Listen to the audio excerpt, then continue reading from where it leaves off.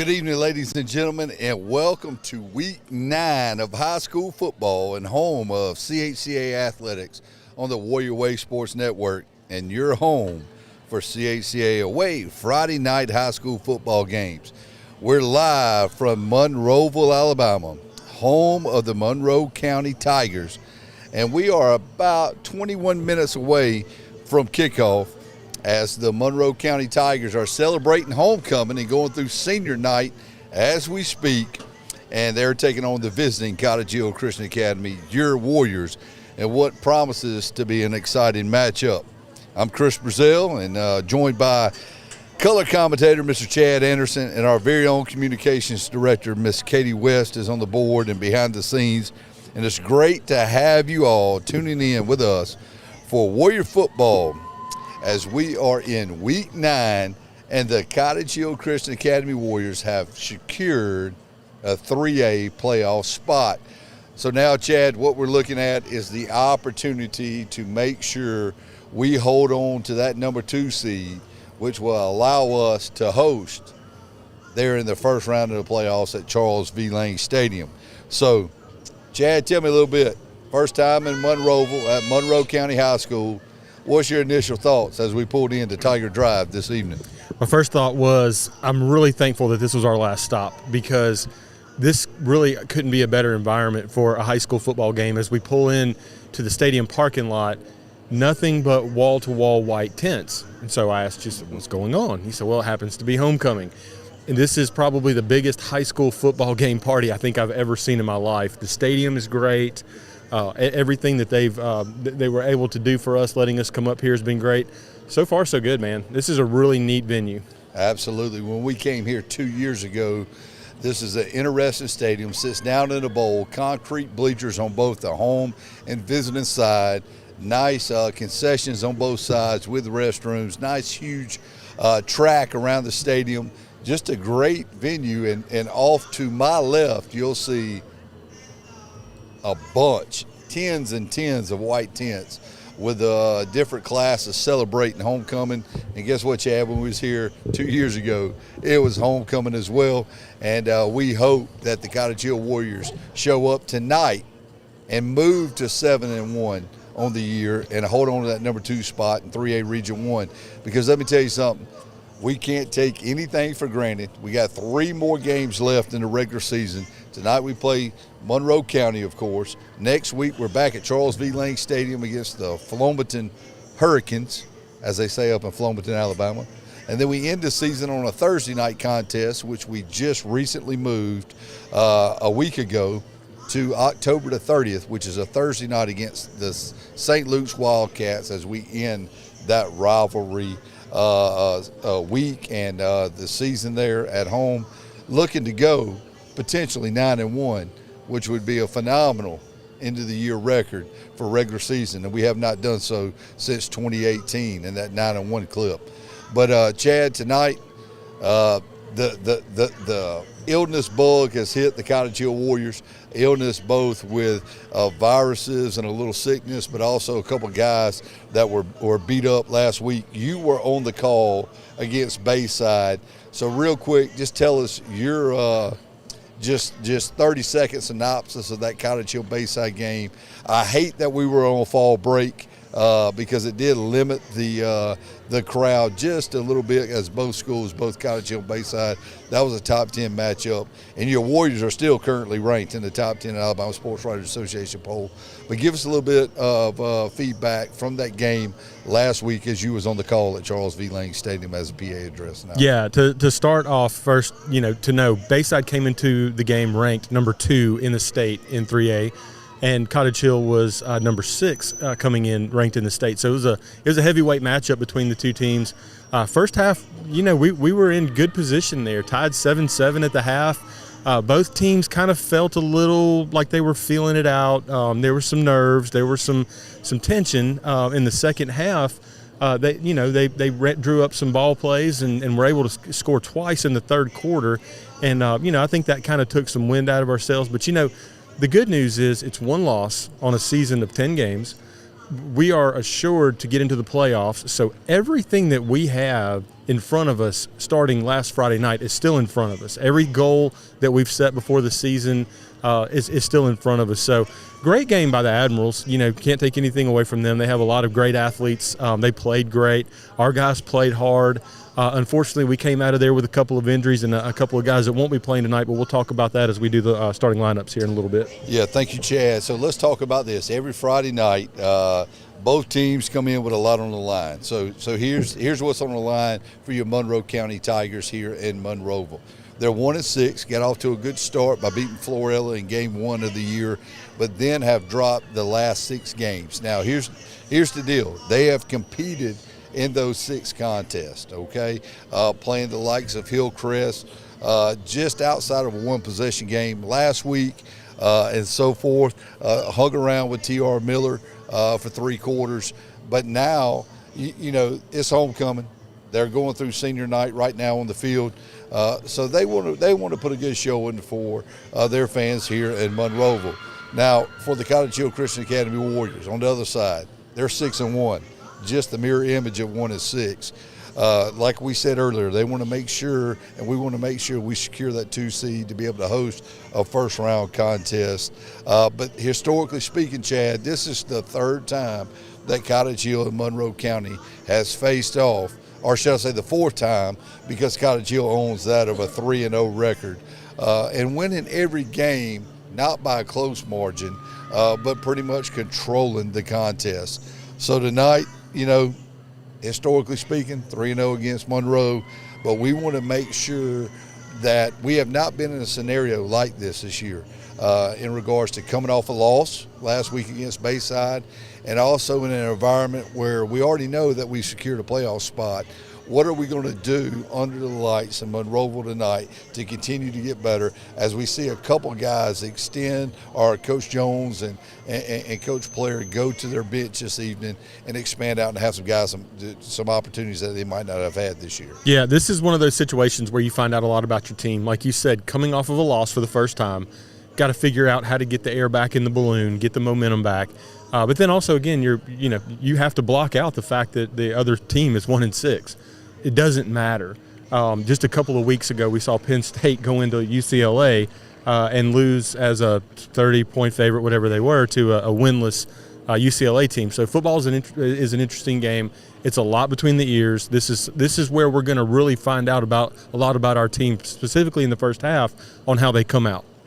Absolutely. So let's now, Chad, talk about the defense and the offense and just kind of recap and to get us that 6-1 record on the season. Let's talk about the defense first. Giving up an average of 12.5 points per game. That's pretty stout when you look not only in the 3A ranks, but also across that of our state in every classification. When you give up less than 2 touchdowns a game, you got a shot of winning the football game, and Coach Jones's defense has given up 12.5 points per game. Of course, the leading tackler is Shadarius Tootle. We'll talk about Shadarius a little bit more later on in the night, but Shadarius has not dressed out this evening.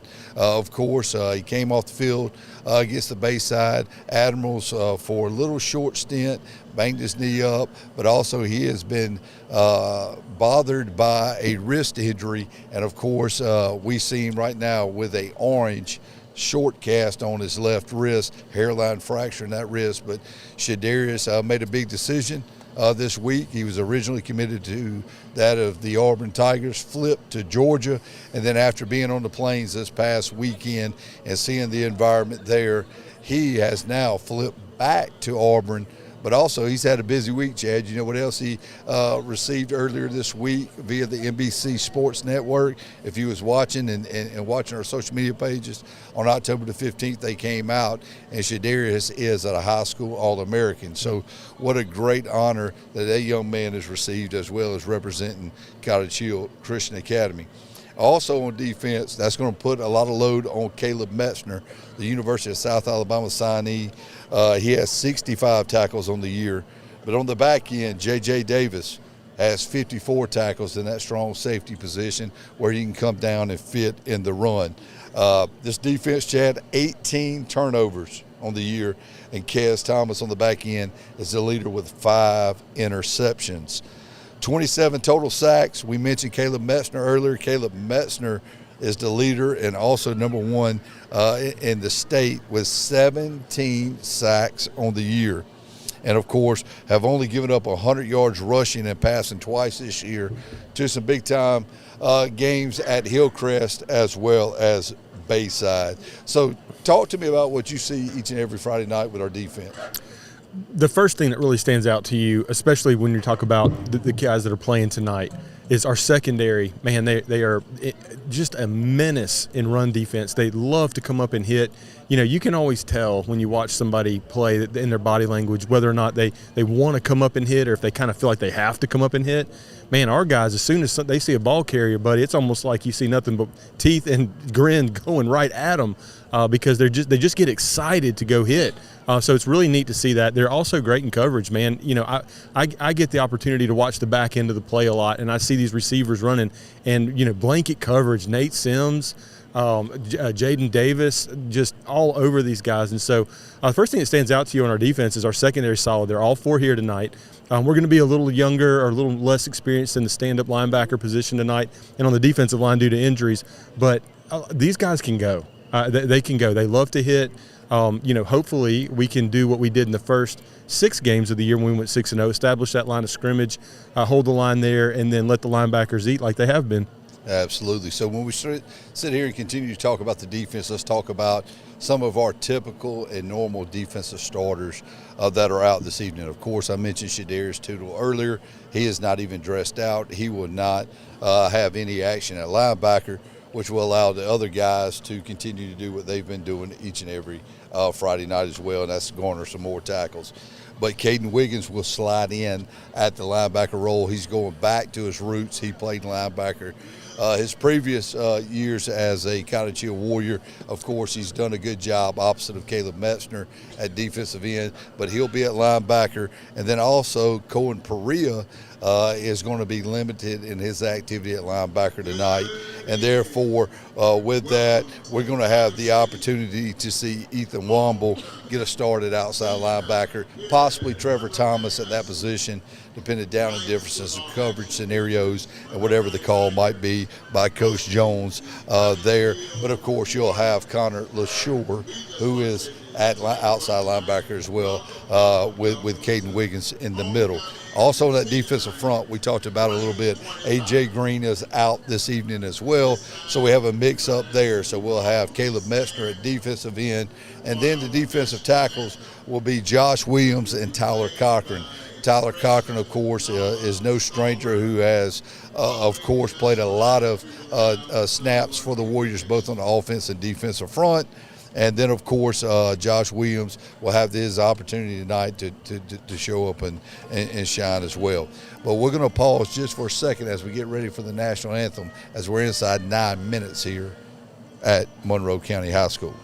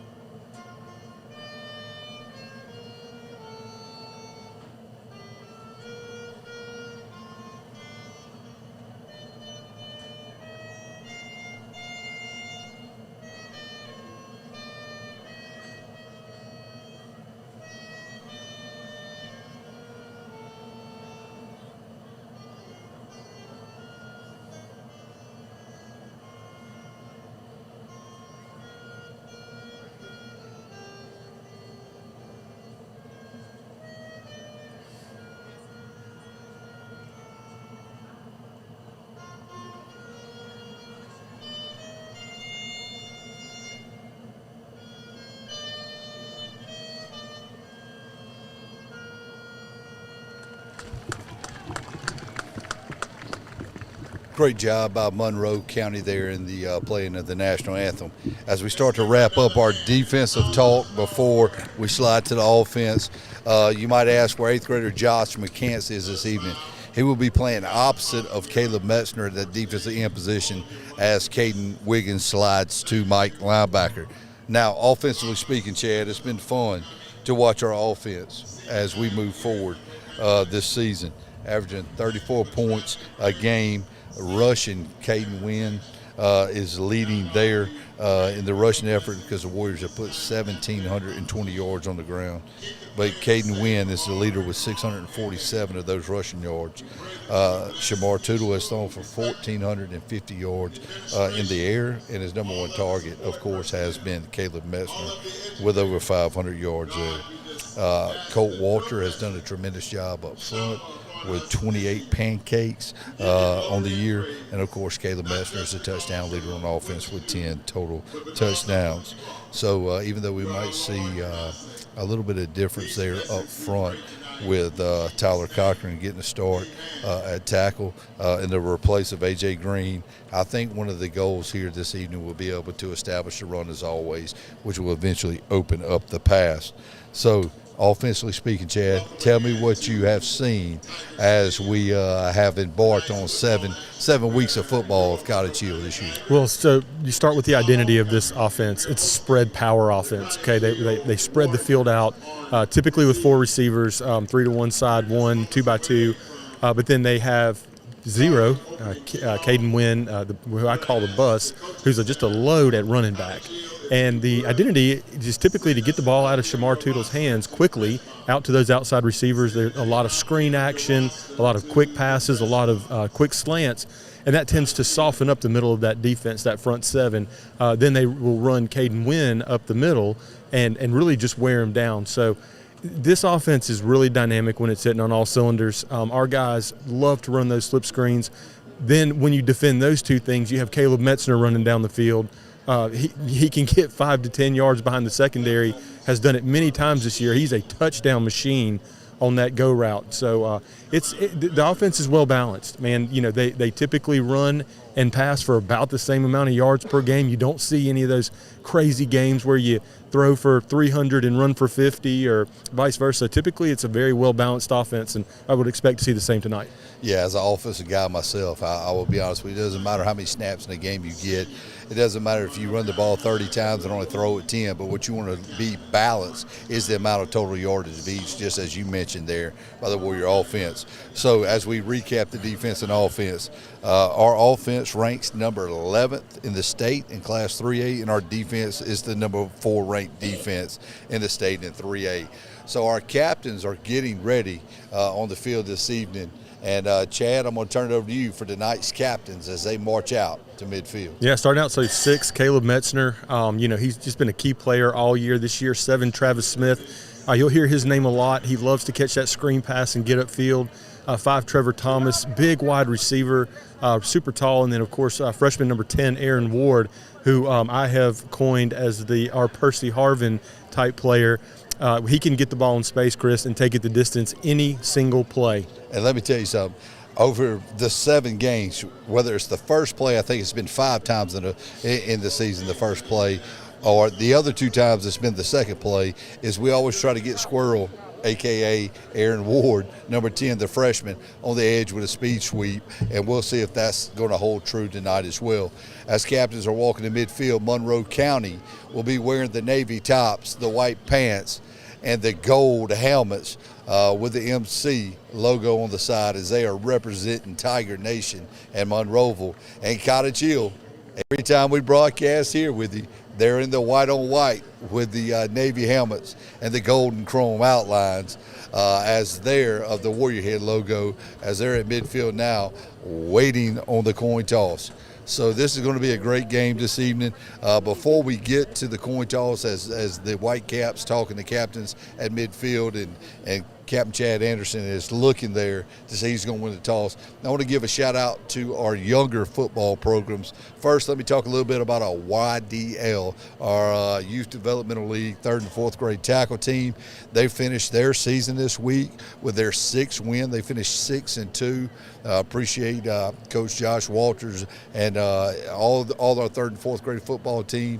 To be honest with you, a lot of them are 3rd graders. They'll be back next year, and I'll know they'll be looking looking to go undefeated next year. And our middle school football team hosted the private school championship last night for the second consecutive year.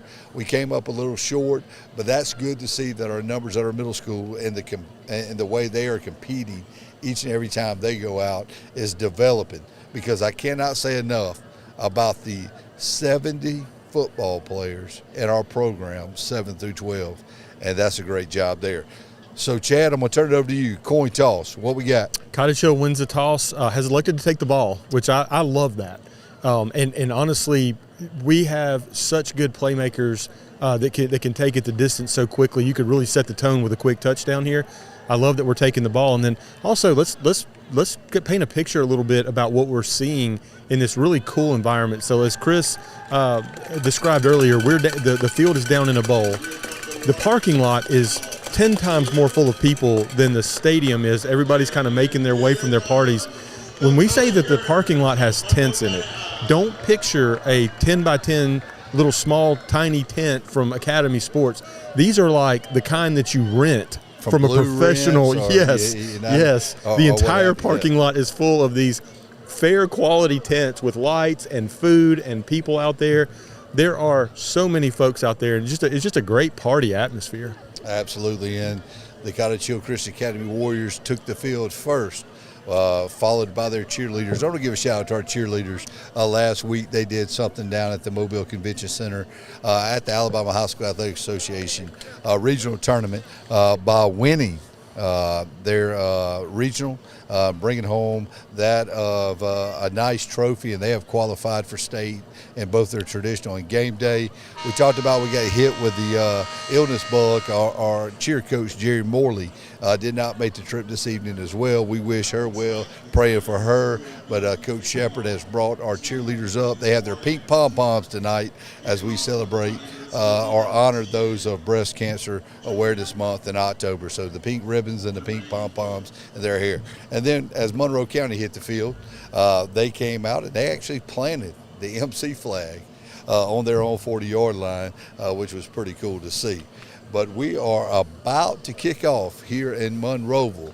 Monroe County will be kicking from our left to right this evening with their Navy jerseys on and white pants and gold helmets. And the white cap blows a whistle, and we're ready for Friday Night Lights in Monroeville, Alabama. The kick is received around the 15-yard line. Fumbled just a little bit, which allows Monroe to come up, but we hit the edge, and great return all the way out to the 35-yard line by Kaz Thomas. So that actually turned out a little bit better than what it was looking there, Chad. Yeah, they fumbled the initial kickoff, and then, of course, with his speed, can get that corner and actually gets the ball out to close to, they're going to spot it back at the 31, but still making something out of nothing there, Chris. That's just pure speed. Absolutely. 11:44 here after the kickoff. First quarter in Monroeville. We got Twins right with H-back and Wiggins. Quick toss out to the right side to the running back. I think that might be J.J. Davis, number 3. Big first down gain of 12 yards, and there's a late flag coming from the back judge after the play. Chris, on the opening kickoff, Monroe County tackled Zycas Thomas probably 6 yards out of bounds, dragged him down by the back of the collar. That's always a concern when the emotions are high, that there could be a late hits going out of bounds. And the way that flag came out, it makes you wonder if that's not what this is. The refs are talking now. Still a little chippy here right off the bat. Late hit out of bounds, no call on the opening kickoff. And here after a big run by J.J. Davis to pick up 12, a late flag comes in from the back judge. And it looks like it's going to be a personal foul after the play on Monroe County. So we'll take those 12 yards and add another 15 onto it. So the Warriors did exactly what they want to do on the first play here with 11:36 to go in the first quarter. And Chris, that really feels a lot like the way the Hillcrest Evergreen game started. You had a lot of late hitting and craziness going on after the play. So hopefully we're not about to see the repeat of that. Ball's on the right hash, a flip to formation, Twins left, Wiggins at H-back left, snap, whistle pre-snap here. Let's see what this is going to be. Whitecap signals false start on the offense, going to back them up 5. After getting into Monroe County territory, it's going to back us up to the right hash on the 46-yard line of Monroe County, but the Warriors already on the move. Same formation, twins left, Wiggins at H-back, running back to the left, speed sweep out to the left. That's number 3, J.J. Davis. Another big pickup there. Good first down play. Not only did he get the penalties yards back, but he got another 6, so that's about 2 rushes for 22 yards for J.J. Davis this evening. And Caleb Metzner there with a big block, Chris, to kind of spring that play. They had a backside guy coming in, and Caleb Metzner with a big pop there to kind of set the tone. No play clocks this evening. Both of them are dead, so they are not on this evening. So 10:56 to go. Warriors come in, hand the ball off, inside run to that of Caden Wynn. Gets maybe 1 or 2. It's going to bring up a 3rd down for Cottage Hill. And we're going to say short to medium yardage there, about 3rd and 5. Chris, Caden Wynn was averaging 100 yards a game coming into the Bayside game. Only had 28, I think, on the evening against Bayside. You got to think the Cottage Hill staff really would love to get him going tonight, get him moving back towards that 100-yard mark. You know, obviously, simple math, when he rushes for 100 yards, we win. Wiggins comes off. Travis Smith comes in. Bunch formation to the left. Design quarterback run to Shamar Tootle to the left side. Looks like he's going to have enough for 1st down yardage. They are moving. No. It's 1st down. Yeah, 1st down. Ref just signaled 1st down there. The direct snap to Shamar Tootle is obviously a super good play in our playbook. It gives us enough blockers to get him to the outside both ways. He's got the speed to make it happen, and he just did. We call that student body right. Anytime we get that bunch left formation, especially on the left hash there, ran to the short side of the field with that of a design quarterback sneak there. The reason why I was delaying that, we're in a pretty good setup here at the top row on the visiting side here in Monroe County, but the chain gang was hesitant about moving the sticks, and it looked like he was right at the marker, and of course he got garnered just enough to get a 1st down for Cottage Hill. And then, of course, Monroe County took a timeout on the play, but it's going to come back 1st and 10, Cottage Hill with 10:10 remaining in the 1st quarter, and the Warriors are on the move. So far, the offense is averaging probably 10-plus yards per carry, taking it outside, so probably expect to see more of that here. We've got a 2-by-2 formation. That's 2 receivers to the left, 2 receivers to the right. Win to the left of Shamar Tootle in the shotgun formation. Offense looks over to Coach Scott Player. Team averaging 34 points a game. Gets the signal. Good snap. Shamar, quick step. Throws a deep ball. Has a guy up the seam. He goes up, and it is incomplete. Ran 2 vertical balls on the seam. That looks like that was Caleb Metzner and Travis Smith. That was, J.J. Davis that were running the vertical routes in the slot. And the ball bounces off Caleb Metzner's pads for an incomplete pass. It's going to bring up 2nd and 10 here. Same formation. Win to the right. Play action pass. Gets it out to Metzner on the far sideline. Good pitch and catch there. And Chris, that's that staple of this Cottage Hill offense. Just get the ball out of his hands quickly. He saw Shamar Tootle could see to the left side that Caleb Metzner had a cornerback playing way off of him. Just snap the ball, throw it out to him, 10 quick yards and a 1st down. That is a 1st down, and I apologize for not relaying that, but the chain gang's a little slow, and so are the officials. So now we're back at action. Direct snap to Caden Wynn. He's going to run the football here right up the middle. Good 1st down pickup of about 4 yards for Wynn as we get this ground game going. Yep, and that's the second part of the second phase of the offense is getting that middle softened up. Man, you've seen a couple of nice outside runs, outside pass, and now we're going to try the middle there. 2nd, and we're going to call it 6 here. Warriors traveling right to left. Handoff, inside run. Good running play there. Getting close to a 1st down. It's going to be a little bit short. It's going to bring up 3rd and short. and that is J.J. Davis on the run, on the inside run there. Now, what we've done in the past is direct snapped it to several different individuals, whether it's Ben Shamar, whether it's Shadarius, whether it's Caden, whether it's J.J. Davis, and so forth. And now we got Metzner back there, which we'll call this our warrior package. Direct snap to Metzner. Metzner sticks his toe in the ground. Short yardage play, but he's going to take it to the house for a 6 points on the board for the Warriors as Caleb Metzner and the Wildcat, or what we call Warrior, rushes for nearly a 14-yard touchdown run to put the Warriors on the board 6-0.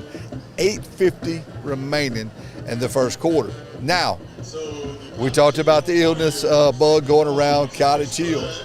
Mac McGrew is a little under the weather as well and being sick this week. So we're actually going to line up with a PAT with Mose to snap, Smith to hold, and I believe that is Ethan Womble on the kick.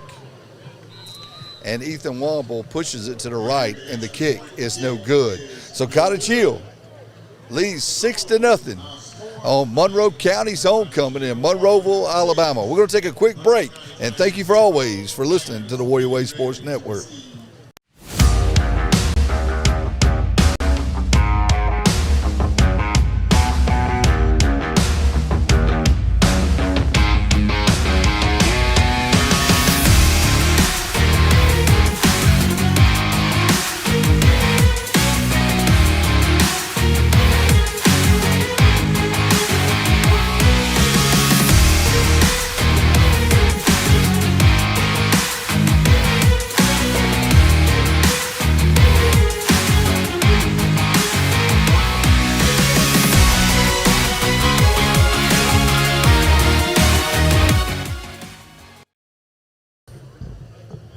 Welcome back. 8:50 to go here in the first quarter. Warriors lead 6-0 and set to kick off from my right to the left to Monroe County. And it's going to be Ethan Womble with a kick. It's going to be fielded by the Monroe County Tigers and fair caught near the 25-yard line.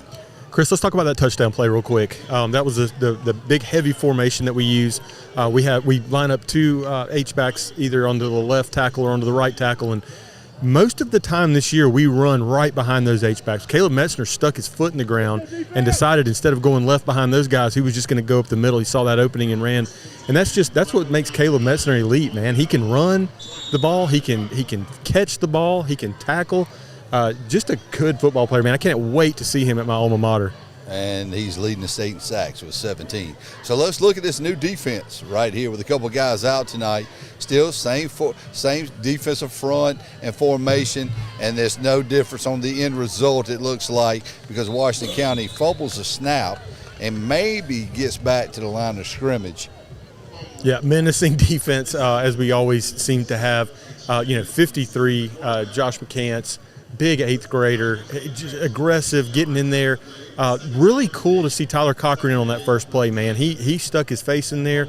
I don't think we're going to see much of a drop-off here. Tyler Cochran and Josh Williams, the defensive tackle. Josh McCants standing up at the defensive end opposite of Caleb Metzner. And then, of course, Caden Wiggins, that Mike linebacker tonight. Man in motion, right to left. Snap to the quarterback, inside give. Connor LaShore was the first one there to meet the running back in the hole. But a decent pickup for the Tigers as they're going to be facing a third and about 3. Let's remember, Chris, Connor LaShore is the only stand-up linebacker that has started every game this year. He's the only one playing tonight. The other two guys, while Caden Wiggins plays a ton of football, both sides of the ball all game, hasn't played at that stand-up linebacker spot yet. So great to see Connor step in there and into that leadership role here tonight. Monroe County coming out. Got twins to the right, running back to the right, and, of course, twins to the left as he starts to jog out there. Ace formation, quarterback in the gun, hard count, and there's where we see some youth on that defensive front with some guys out this evening. Looks like we, of course, jumped off sides. That might have been Josh Williams. That was Josh Williams, but, he's hearing that snap count for the first time with live fire. Just got to keep your eyes on the ball, big man. You're good. Great experience. Yep. Same formation, ace formation, two receivers to the right, two to the left, running back to the right of the quarterback. Snap's good. Inside give on the zone read. He's going nowhere. This defense, it doesn't matter. You can plug and place with those guys up front. And then, of course, Caden Wiggins having an opportunity to play back at Mike linebacker, going home to his linebacker roots after 3 years as a linebacker for the Warriors. Boy, Caden Wiggins came downhill fast, man. He plugged that hole so quickly. I think that running back was a little surprised he was there that fast. So it's going to bring up 2nd and long. So we're going to call it 9. He barely got back to the line of scrimmage. Monroe County's coming out as a spread formation. 2 receivers to the right, 2 to the left, running back to the left. Inside give. Running back makes one move, spin move, gets out close to a first down. That was a great second effort. And it finally looks like maybe Womble, the opposite outside linebacker, makes the play. So we'll talk about Ethan Womble real quick. If you're watching the game and you see Ethan out there, he's one of the smaller guys on the field. Man, he is aggressive. He loves to hit. He's played a lot of running back for us the past 2 years. Really good running the football. I'm excited to see him out there too at linebacker. Third tonight. down, Monroe County. 2-back formation this time. 2 receivers to the left, 1 to the right. 3rd and short. We would call this a blue formation in the coaching world. Snap. Got a lead play off the edge, and there's nobody there. It's a big run from Monroe County, and he's still dragging guys, and the Warriors cannot get him down as he takes it down to the Cottage Hill 15-yard line. What a power running play. Just straight up lead right off that edge where Metzner did not have the contain. I'm not sure what the call was, but actually went inside on the lead play. Had a lead blocker out in front. Then he carried several Warriors down to the 15-yard line, and you can kind of see why Monroe County's been in some games, even though the record is 1-6. That's a 35-yard run, and I'm going to say 15 of those he had 2 of our guys on his back. Good defense, come on. So that was a 2-back formation. Now we see twins to the left, 1 receiver to the right, H-back to the right, running back in the pistol, inside give. He's running up the middle, and he is quickly met right at the line of scrimmage. And that's going to bring up a 2nd and 10. Chris, our red zone defense this year has been really, really good, and there's an example right there. That's a big-time running back, man. He's thick through his hips and his legs, and who comes up and hits him? Man, it's J.J. Davis. I mean, I'm telling you, these secondary guys just get excited to come up and hit these running backs. It's going to bring up 2nd and 10 for the Tigers. Ball on the right hash, traveling left to right on the Cottage Hill 15-yard line.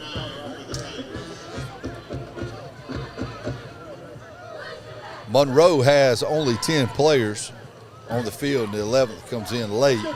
So they're going to run twins left, H back to the right, long receiver down here to the right, running back to the right, inside give. We had a man there and he missed. It was Cochran, but it's going to be a 3-yard loss for Monroe County, and the host of Warriors are there. Cool to see Connor LaShore right there and Ethan Womble come up and make that tackle for a loss together.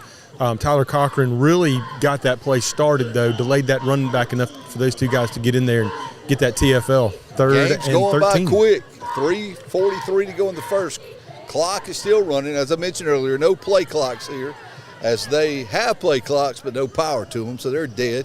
Monroe County, ball on the right hash, facing a 3rd and double stakes, which would be about a 3rd and 13.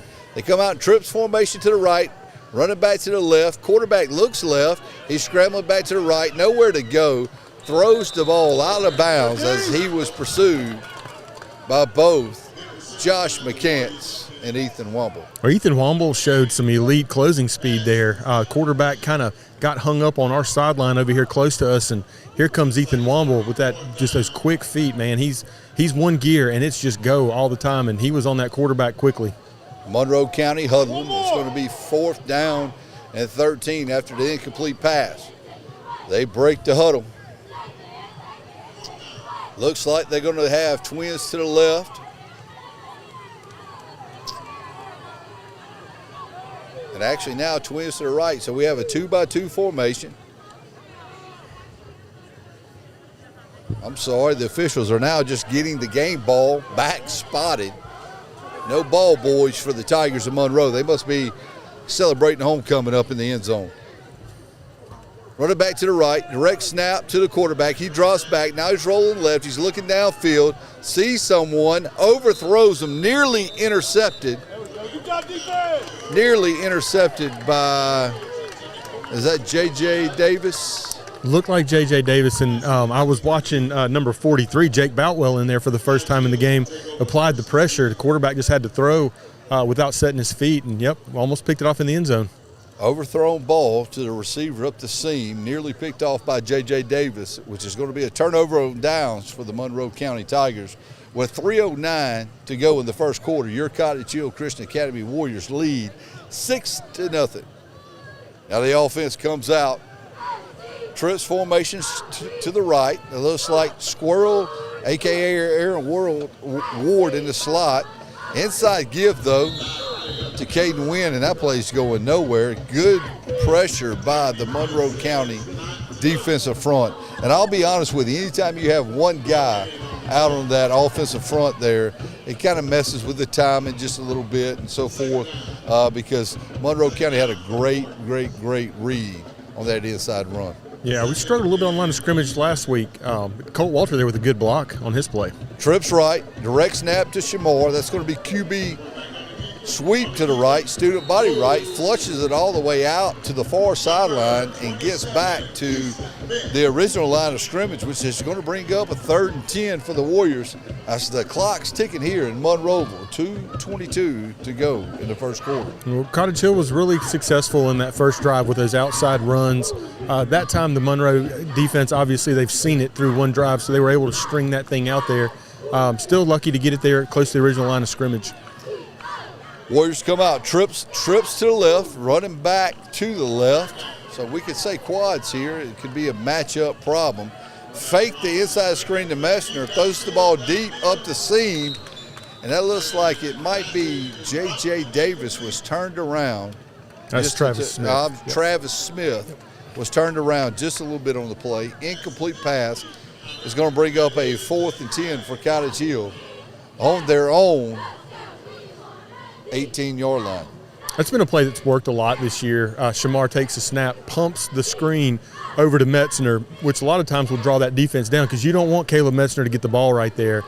Throws the fade, but just a little bit too far outside to the numbers there. If he had thrown it to the center of the field, it was really open. So 1:52 remaining in the first quarter. This is going to be the first opportunity where we see where the Cottage Hill Christian Academy Warriors will be in punt formation. Even though Perea might not be playing linebacker tonight, he looks like he is in punt formation here for the Warriors.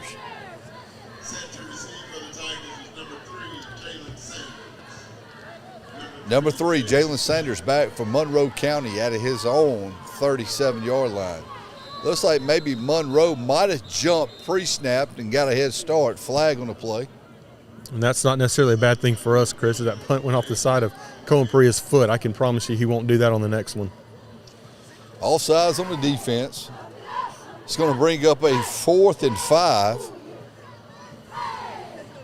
I'm sure Coach Jones is still going to elect to kick it here. Feel a slight breeze there, Chad, in our face just a little bit on this nice evening with the smoke filling the air here in Monroe County, Alabama. Snap's good. Perea set to kick. Good low liner. Good Cottage Hill bounce. Keep rolling ball going all the way down to the 35-yard line. And we'll take that punt as the Warriors flip the field on the Tigers. Yeah, about a 35-yard punt there. Like I said, that first one came off the side of his foot. Got a little fortunate. But, here we are, 1 minute, 31 seconds left in the first quarter. Honestly, if you're Monroe County, you're okay with this start. You're down 6-0. Really moved the ball well on offense the first time they had the ball. And then on that offensive series, held us to basically nothing there. So if you're Monroe County, you're okay with that start. Still feeling the breeze. Monroe County quickly gets out.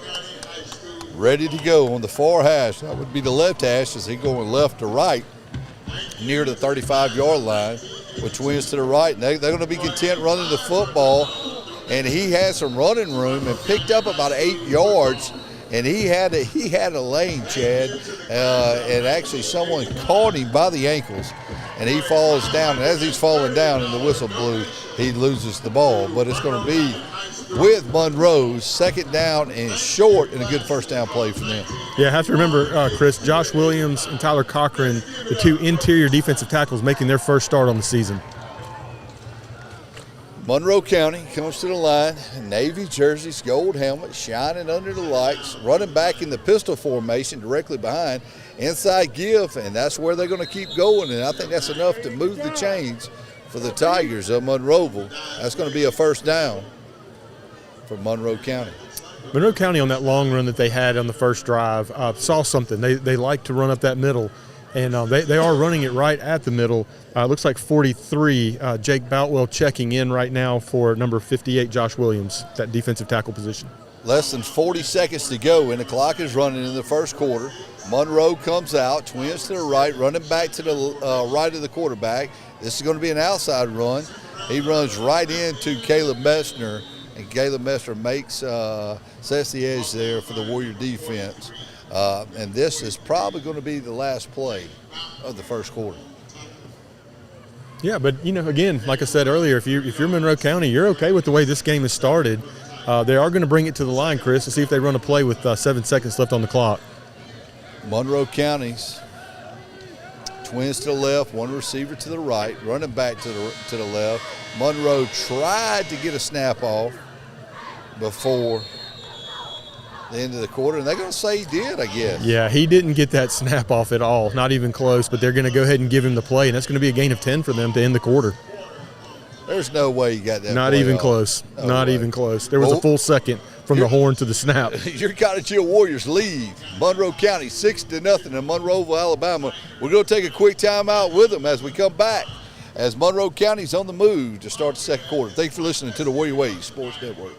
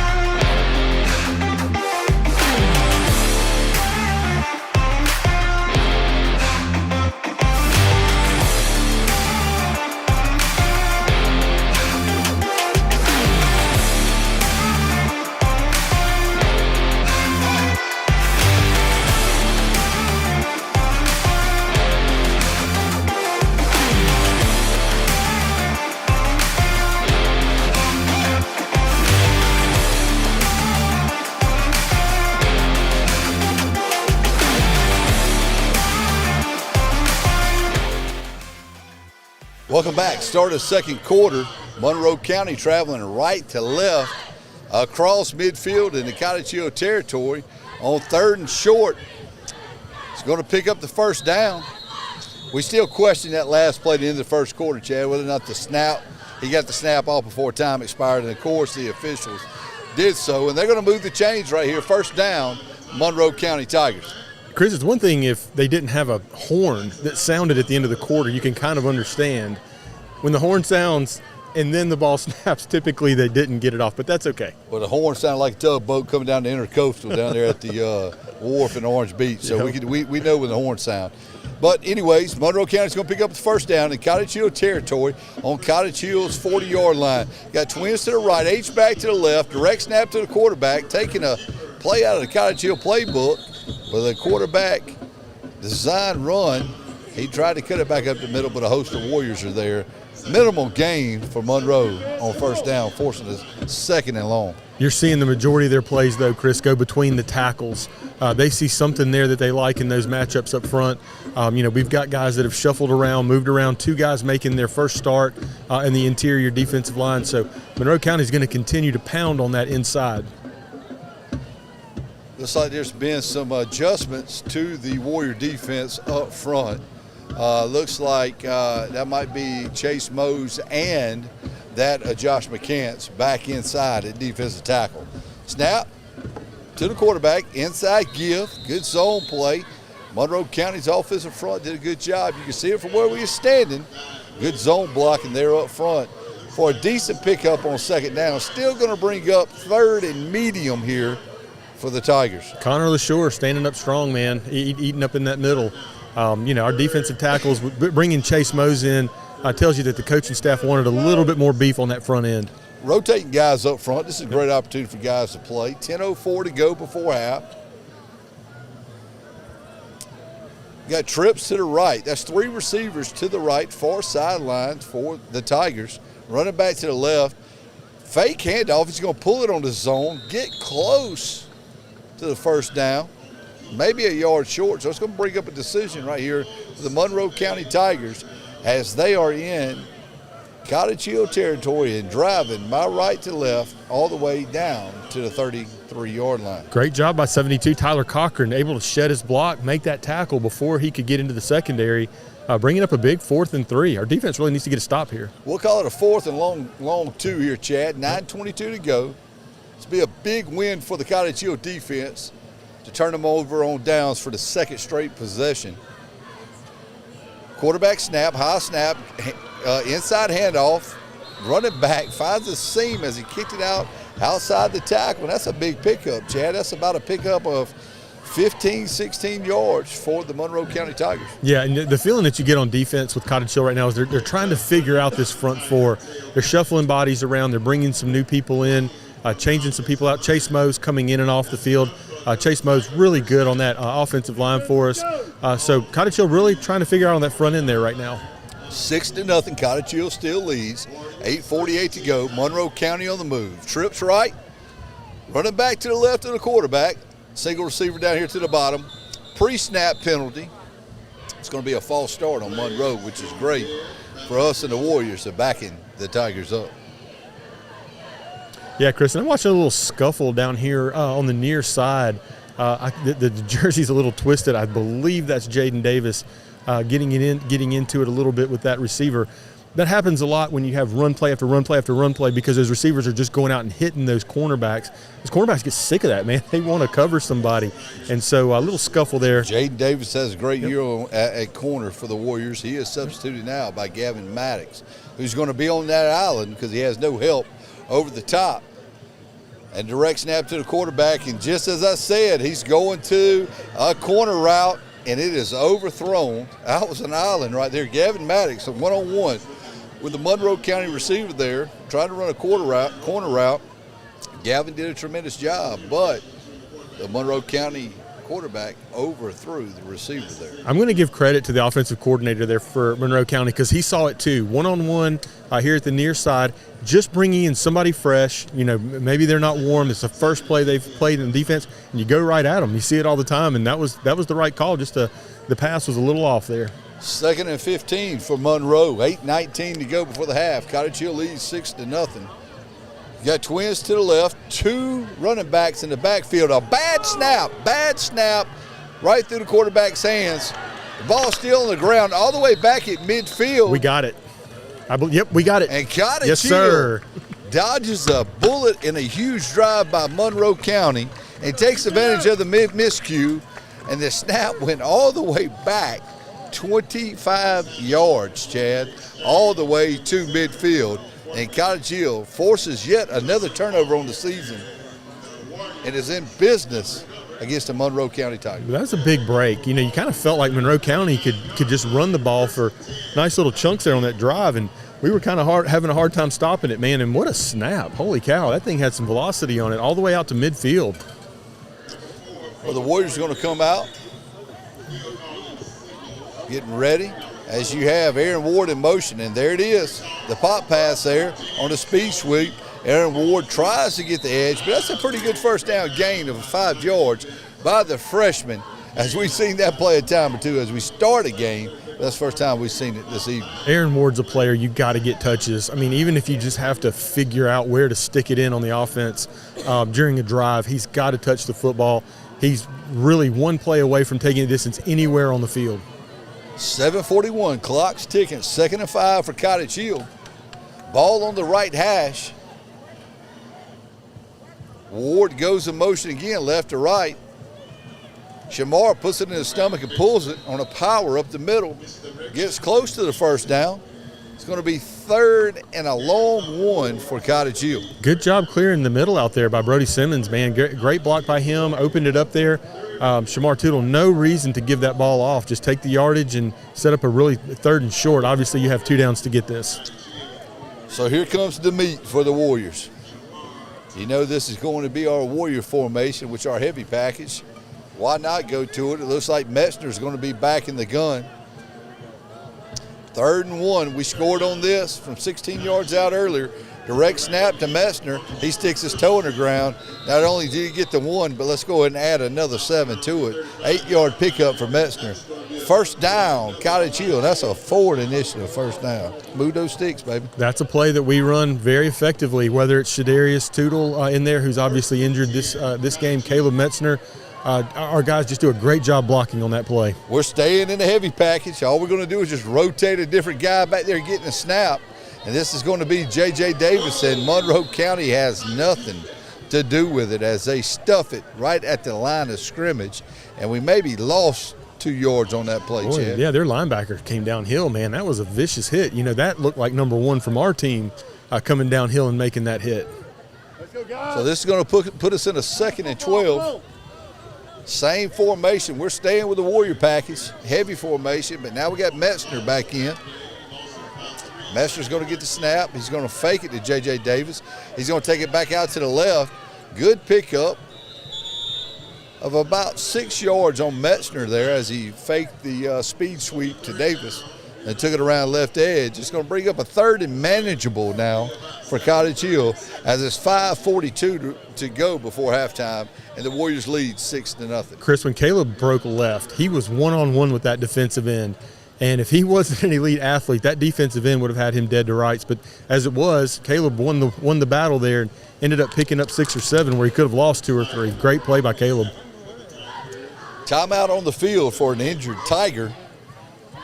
But you can smell the barbecue, Chad. Wind blowing left to right. Katie's nodding her head. Katie, we don't tell you enough how much we appreciate you running the board behind the scenes every Friday night. There's a lot of other things you could be doing than traveling to these away games, but you love Cottage Hill through and through. We love you. We're grateful for you. We appreciate all you do. And we'll be talking to you here, especially at halftime in the 2nd half. We want you to give us some updates on what's transpiring at the Hill. So here we go. 5:36. Clock's ticking after the on-the-field timeout. Trips to the right. Wind to the right. Snap to Tootle as a actually double coverage. Trying to look Metzner for the deep ball down the sideline. A lot of pressure there on Shamar as he threw that ball. Pass pro has not been a problem this year, honestly, in any game that we've played. But that would look like it must have just been a blown assignment there as the defensive tackle came basically untouched through the offensive line and had his hands up, and Shamar just kind of had to throw the ball up off his back foot. That play had very little chance. It's going to bring up 4th down. Warriors have turned Monroe County over on downs. We have a 4th and 6. Snap to Shamar. Sees the seam throw. Has him wide open. Slightly thrown. A little miscommunication between that of Shamar and it looks like Gavin Maddox. Yep. On the incomplete pass there. So now Cottage Hill turns it over on down. Yeah, Gavin Maddox wide open in the middle of the field. Yep, Shamar just missed him. And Shamar is a very efficient passer. He's not going to miss that pass very often.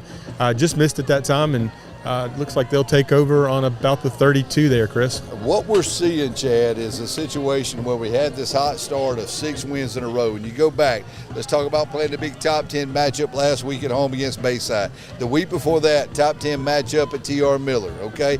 And then we had a couple of home games for the first time after traveling on the road for the first 3 weeks. So we need to get us a little bit of intensity, a little bit of fight, and quit going through the motions here, because we need this win to secure that number 2 seed in 3A Region 1. Monroe County back to work, and there it is. We on cue. We talk about a little intensity, a little bit of fight. We got Wiggins. We got Josh Williams. We got Trevor Thomas fresh into the game, man. Trevor First Thomas. play. We heard that he was going to get some reps at linebacker today as we was rotating those individuals around, because you was going to have LaShore, you was going to have Wiggins, and then you was going to have Thomas and Womble and those guys rotating in. Big time play there by that junior, number 5, Trevor Thomas. Loss of 2 on the play for Monroe County. It's going to bring up 2nd and 12. Monroe comes out, trips to the right, running back to the left, 1 receiver to the left. Monroe County tries the hard count to get some of the yardage back. Quarterback scrambling. He scrambled to his right. He's going to be forced out of bounds.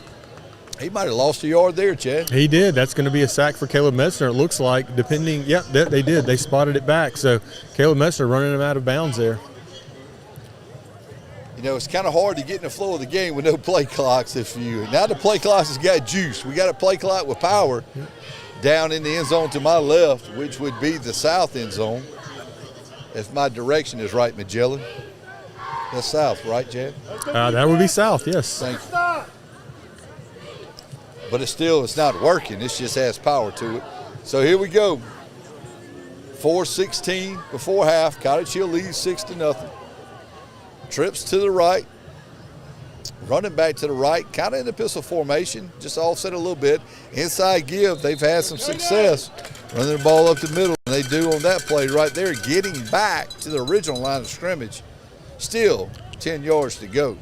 Linebackers making a lot of tackles in this game, Chris. That's Connor LaShore. That's Caden Wiggins standing there playing stand-up linebacker for the first time on the season. And it looks like there's a hurt Monroe County Tiger right there behind the football. So timeout on the field with 3:56 to go. It's going to bring up a 4th down for Monroe County. But let's talk a little bit, Chad. What do you think about the flow of the game thus far this evening? Well, honestly, I stick with what I said earlier. If I'm Monroe County, I love this. I'm perfectly happy. You know, this is a high-powered offense. In 2 games at home, we outscored the opponent it was close to 100-0, 98-0, whatever it was. It's a high-powered offense. We have a lot of skill players, a lot of good players, leading 6-0 here as we get close to halftime. If you're Monroe County, you're perfectly happy with this. You're moving the ball. You're stopping us. I feel good if I'm Monroe County. 3:56 to go. Cottage Hill leads 6-0. It's going to bring up a 4th down for Monroe County. They're in punt formation. Punter is back at his own 20. High snap, but he catches it. It is blocked. The punt is blocked off the edge by, I believe, Caleb Metzner. And we're going to recover it right there where the punt was blocked around the 19-yard line. And that's some mojo that we needed, Chad. It got the fans who made the trip up I-65 North and Highway 21 and look excited to hear. It's our second big break of the game, the first being that bad snap that went all the way out to midfield. We recovered. We were able to move the ball down 20 yards or so and stalled out. This is a big break. Starting a drive in the red zone on the 19, up 6-0 with 3:25 left in the half. You got to get points here. As coach player in the offense, you got to take a shot right here. Big momentum swing. Go ahead and go for the juggler right here. 3:25 to go before half. Cottage Hill leads 6-0 after a big-time play on the block punt. Inside give, get the running game going. I believe that's the bus, Caden Wynn. Maybe getting 2 on the play. Yeah, Caden Wynn having a hard time getting going here. Offensive line not getting quite the push they normally would. I will tell you, if you're at home, Monroe County has some really big interior defensive linemen, one in particular that just looks like a full-grown man. So having a little hard time getting pushed there. Under 3 minutes to go. Cottage Hill facing a 2nd and 8. J.J. Davis comes in the backfield. Hits the speed sweep out to the right. Little short toss, makes one guy miss. Picks up some yardage near the 1st down marker. And there you go, Chris. You're struggling to run up the middle. You try it. Flip it out to J.J. Davis around the end. Gains about 9. Going to bring up about a 3rd and 1. 3rd and short. I would probably tell you Warrior package is coming out here. Yeah, it's Caleb Metzner. Caleb Metzner's going to take the snap. Need this 1st down to move the chains. Clock's ticking. 2:22 to go before half. Direct snap to Metzner. He finds the seam. He goes off left tackle all the way down to the 3-yard line. That's enough for the 1st down. It's a forward initiative 1st down, but guess what? We're in business right here. 1st and goal for the Monroe County 3. Yep, 4 downs from the 3-yard line. You've got to believe that you're going to see a big, heavy dose of Caleb Metzner right here. Warrior package, we see it again. Metzner motions, gets the direct snap, tries to run it right off right tackle, and there's that Monroe County defense. This is what I can tell you. When we ran the Warrior package to the right, Monroe County sees something where we're not being too successful as they're getting some push on that right side. That's going to be a loss of a yard. It's going to bring up second and goal from the 4. Chris, one thing we've never tried out of that package this year, and maybe we're holding on to it, maybe we don't have it, but it's slipping one of those H-backs out as a tight end in a pass pattern. But, yeah, it's got to be coming. Trips left, Shamar in the gun, throws the inside ball, screen ball, out to the outside receiver, and that was Zycas Thomas. Pass incomplete. Chris, Shamar Tootle got very fortunate on that one. The DB jumped that route, couldn't hold on to it, broke it up. But if he catches that, he's got a lot of green grass. It's going to be third and goal, Cottage Hill for the Monroe County 4, right hash. Clock sitting at 1:25 before half.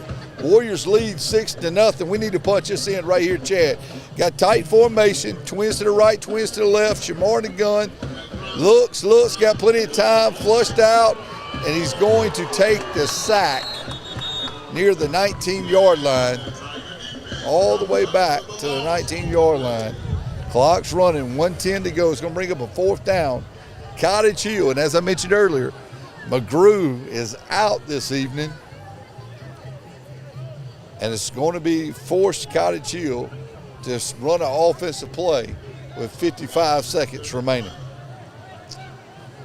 Trips left, 4th and goal from the 19. Shamar looks.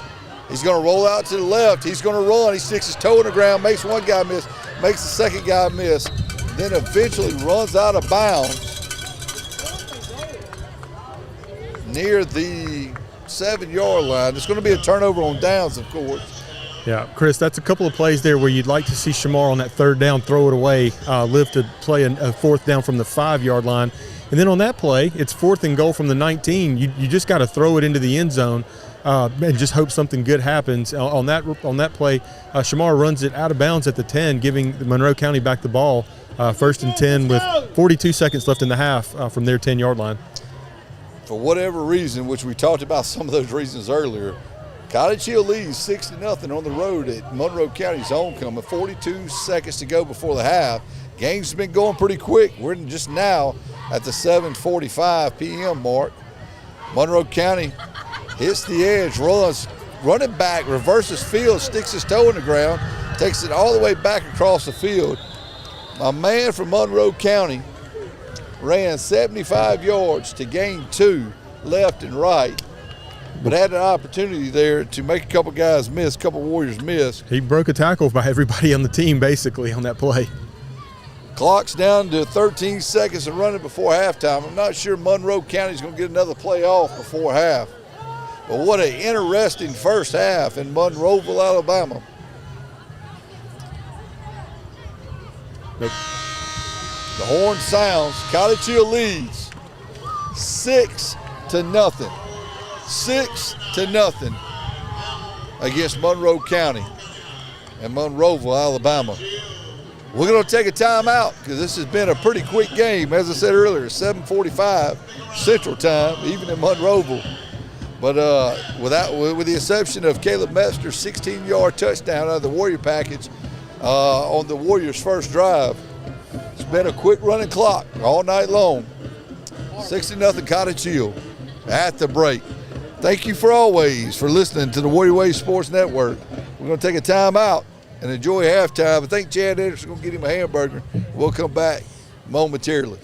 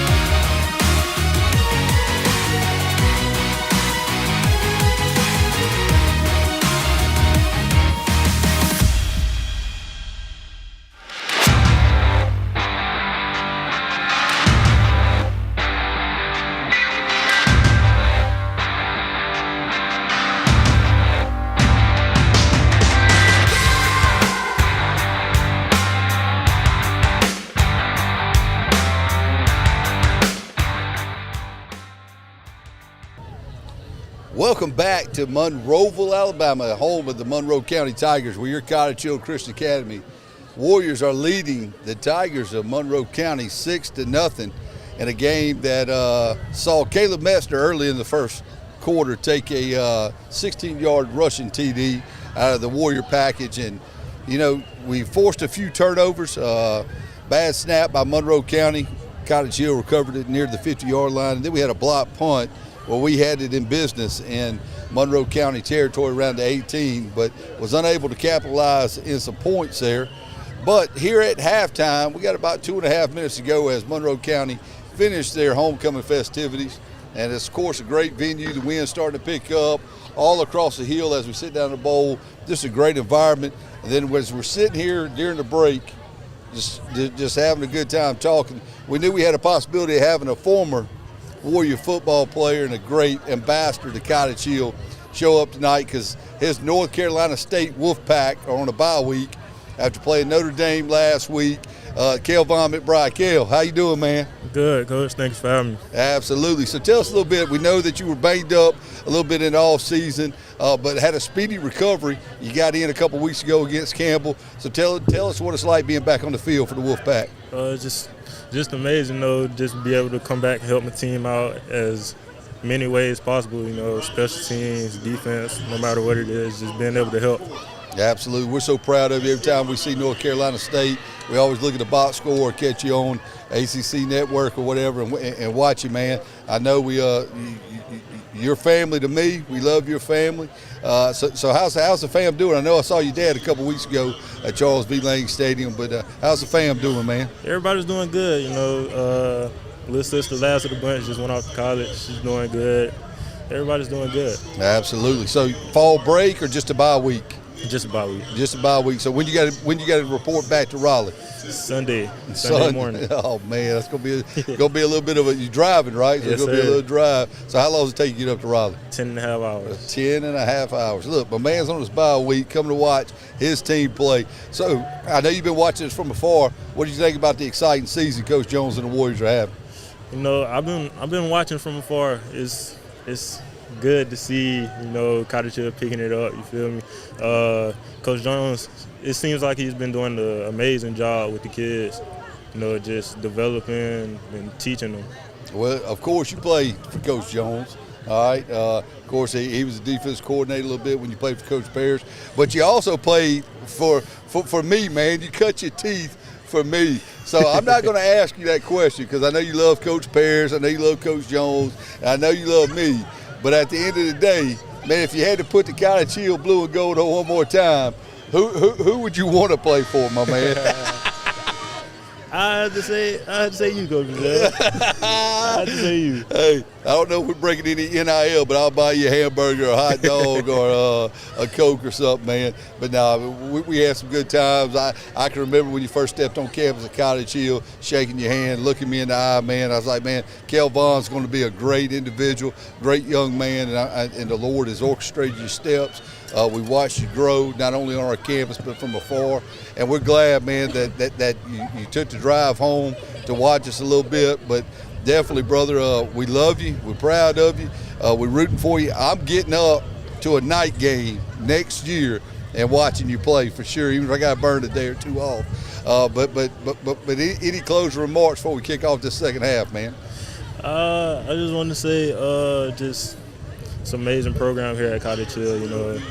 I thank y'all for all y'all done for me, you know, even when I'm not there. Yeah, absolutely, man. Well, we love you, brother. Thank you again for taking a little bit of time out as we kick off. You want to give us a prediction of what's going to happen in the second half? Blowout. All right, blowout. Cottage Hill a lot in the second half. Make those adjustments. Well, thank you, Kel Von. Yes, appreciate your time, you. man. Appreciate it. Well, we're about to start the second half here in Monroeville. Cottage Hill kicking off to Monroe County. Pooch kick by Womble, fielded by Monroe near the 30. Makes one guy miss, takes it out past the 40-yard line. And Monroe County is going to have great starting field position as 11 seconds ticked off the clock here in the third quarter. Yeah, let's talk about the first half there, Chris. You know, we kind of talked about coming into this stadium at 6-1. You know, you hope the team could get up, and just like typical football fashion, nothing goes the way that you think it's going to, leading 6-0 at half. Your top 10 ranked Warriors on the ropes here, going to have to come off the ropes and fight here in the second half. 6-0. Monroe County's coming out. Wind's starting to pick up, blowing out of the south pretty good. Festivities are still going on in the south end zone as you see the white tents and the string lights. But Monroe County, first down. Got a long receiver on both sides with an extra lineman and tight end. Give to the running back. That is a great play by none other than Caden Wiggins, as he's been playing Mike linebacker tonight in the absence of Shadarius Tootle. Big time loss for Monroe County there. Loss of 3 on the big play by Caden Wiggins. Caden Wiggins is our normal starting defensive end tonight. He's playing that stand-up middle linebacker for the first time this year. And man, I was talking to his dad at half. He feels natural playing that position, looking really good tonight. Absolutely, he can pin his ears back and go. Monroe County twins to the left, long receiver to the right, running back in the pistol formation, offset on the quarterback, inside give. And there's Tyler Cochran with a big hit, forces the fumble, recovered by Monroe County. And that's exactly what you want to see by this defense, only giving up 12 points a game as we start the third quarter here with 10:55 to go. Yeah, great play by Tyler Cochran. Caden Wiggins in there again. Good start to the defense here, putting them in 3rd and long. Monroe County hasn't shown any ability to throw the ball, so this is a really tough down for them. Still not sure what's on the play clock because we don't have them here in Monroe County. Well, we have them. They're just not having any power to them or functional. Monroe County in the huddle, bringing up a big 3rd down as they come out here in the 3rd quarter. It's going to be 3rd and 17. Monroe County's coming out in a passing formation. 2 receivers to the left, 2 receivers to the right. Running back to the right of the quarterback. Snap's good. He backs up. He steps up in the pocket. And guess what that is? That is a sack by the Alabama State sack leader and University of South Alabama commit, Caleb Metzner. I think that's 2 tonight, Chad. Yeah, Caleb, that's it. Caleb Metzner doing what he always does. Jake Boutwell in there again. Jake hasn't played a ton of defensive snaps tonight. But, man, every time he's been in there, he's been in that backfield being a menace. Good to see it. I think that's Caleb's 19th sack on the year as he leads all defensive players in sacks in the state of Alabama. Monroe County in punt formation. 4th and 18 for the Tigers. Snap's good. Kick is off. Pretty good line drive kick. Fielded by Kaz Thomas, and he's got room, Chad. He's across midfield, sticks his toe in the ground, gets out past the 45-yard line. They're going to mark him down at the 42. Great return by Kaz Thomas, who is electric. Yeah. Not only does he lead the team in interceptions with 5 on the back end, but we've seen him take some punts to the house this year. Makes it all the way into Tiger territory, but there is going to be a hold on the return, Chris, against the Warriors. Is going to back it up, it looks like. At least that was the initial signal. Where the flag is, it really doesn't make sense that it would be hold unless it was off the line. White cap and the officials are getting together on the left hash talking about it. The actual flag was thrown near that of the punter.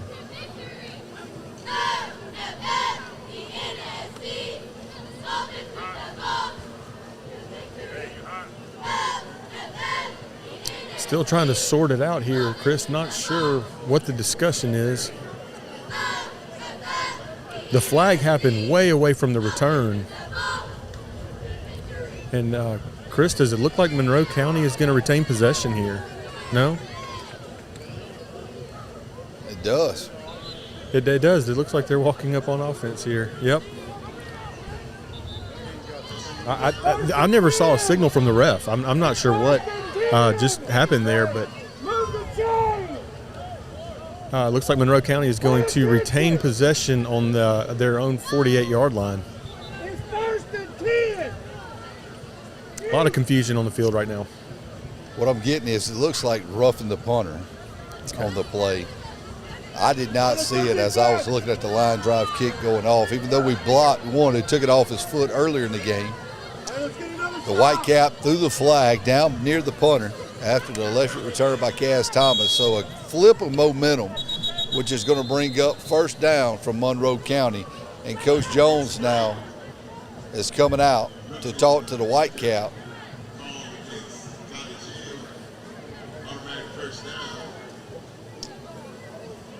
Coach Jones is walking away. I don't know if he agreed with what the Whitecap had to tell him, but it was roughing that of the punter, which I didn't see. Not to say that didn't happen, but Katie was trying to tell me it was. Okay, so I'm going to believe her. You'll believe Katie. Monroe County in business, first down, 9:04 to go. In the third quarter, two-back formation, runs a lead off the right side. And there's a host of Warriors led by Caden Wiggins playing out of position and from his normal defensive end position to Mike linebacker, along with Connor LaShore. And Josh Williams also in there. Josh making his first start at that defensive tackle position tonight, doing a great job. So it's going to be 2nd and 11 for Monroe County. We might get out of here early this evening as that clock is already down to 8 minutes and 30 seconds and running here in the third quarter. Cottage Hill leads 6-0. Monroe County takes advantage of a roughing the punter. Two-back set, play action fake, pumps it, rolls out to the right. He's got room, he's got a man downfield and throws it out of bounds. Had a receiver behind the coverage once the quarterback took off running. That's a big break for Cottage Hill, because that could have been a big pass completion for the Tigers. Yeah, it goes back to what we said earlier. Monroe County really hasn't shown any ability to pass the ball tonight, and right there the quarterback kind of breaks out of the pocket before he really needed to, running, looking, really just kind of trying to make a sandlot kind of play there. And maybe he's capable of making that, but man, that's tough when you got guys breathing down your neck. It's easy to prepare for a team when you know what they're going to do and what their bread and butter is and so forth. Here we start to look at Monroe County. When the play breaks down, they do have athletes on wearing the Navy jerseys and the gold helmets. Trips left. Pre-snap penalty as the wide receiver to the far sideline jumps. It's going to back Monroe County up 5. So that's going to bring up a 3rd and 16 for the Tigers. But as I was saying earlier, Chad, it's a lot easier to prepare for a team when you know, hey, this is what they do, this is their identity and so forth. But when you have guys and plays break down and so forth, and as you just so eloquently said, sandlot football, backyard football, our guys were pursuing the quarterback, and the receiver leaked out behind the defense, behind the coverage there, and they had an opportunity there, the Tigers did, and came up short. 3rd and 16. Trips left, one receiver to the right, running back to the right of the quarterback. Snap good. He's looking to throw, flushed out of the pocket by Josh McCants. He's retreating. He throws the ball back across the field. Incomplete. Good pressure by that defense there. Josh McCants, Caleb Metzner. Josh McCants playing that defensive end position, Chris, 8th grader, just dominated that that offensive tackle right there, pushed him right into the backfield.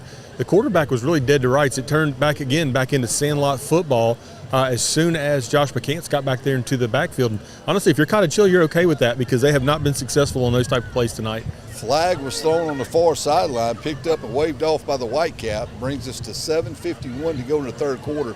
Cottage Hill leads 6-0. Monroe County 4th and 16 after the incomplete pass.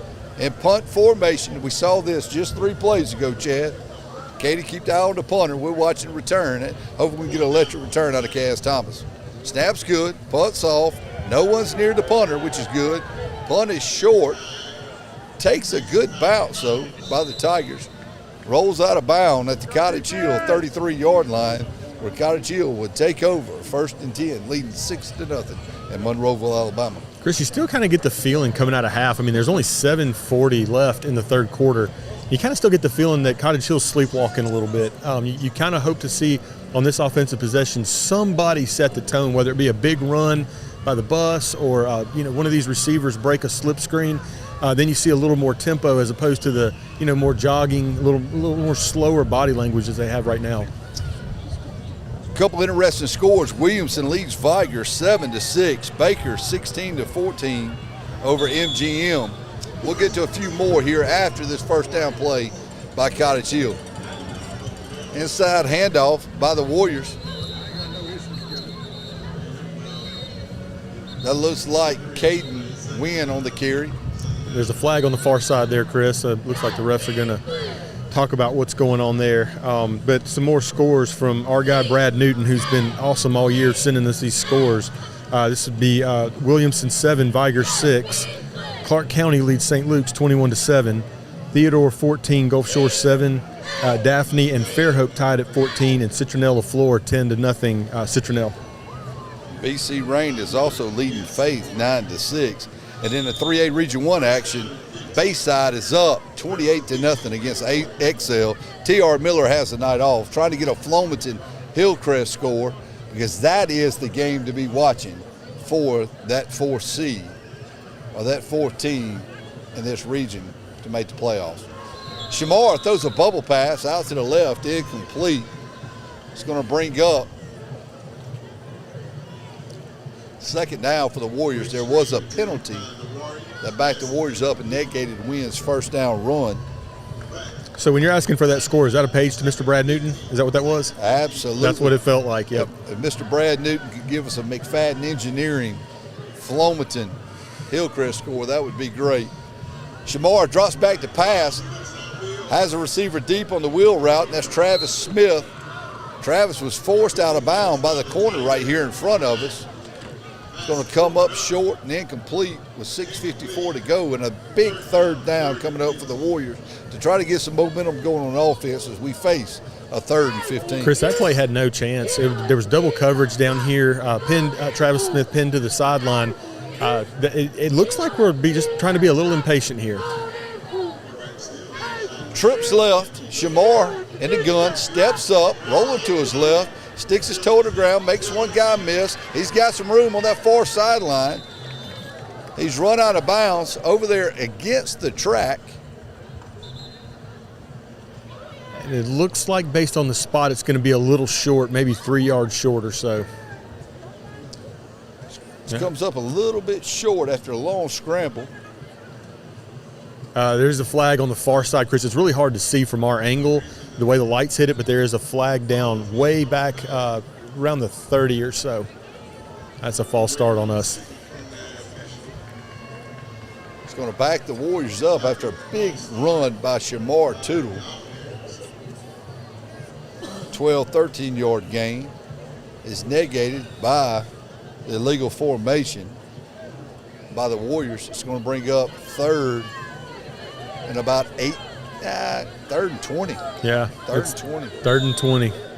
I was trying to do the math. It was just 3rd and 15. 5-yard penalties, 3rd and 20, Chad. In most places it is, yeah. So Cottage Hill looking for a first down here in the second half. 2 by 2. Guys are running vertical.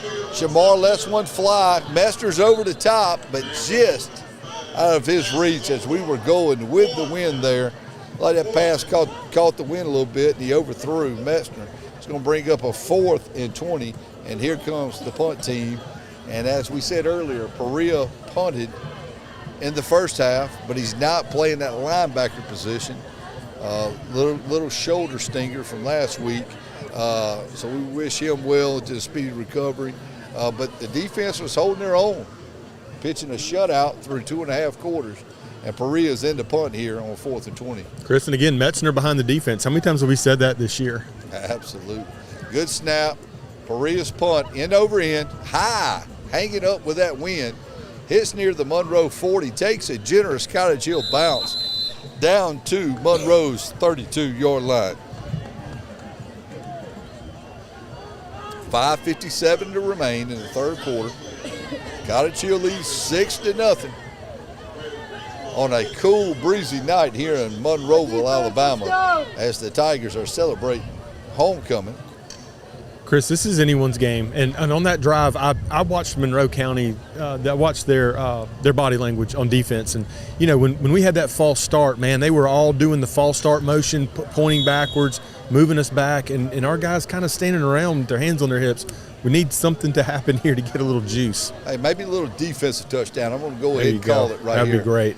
Monroe 1st and 10.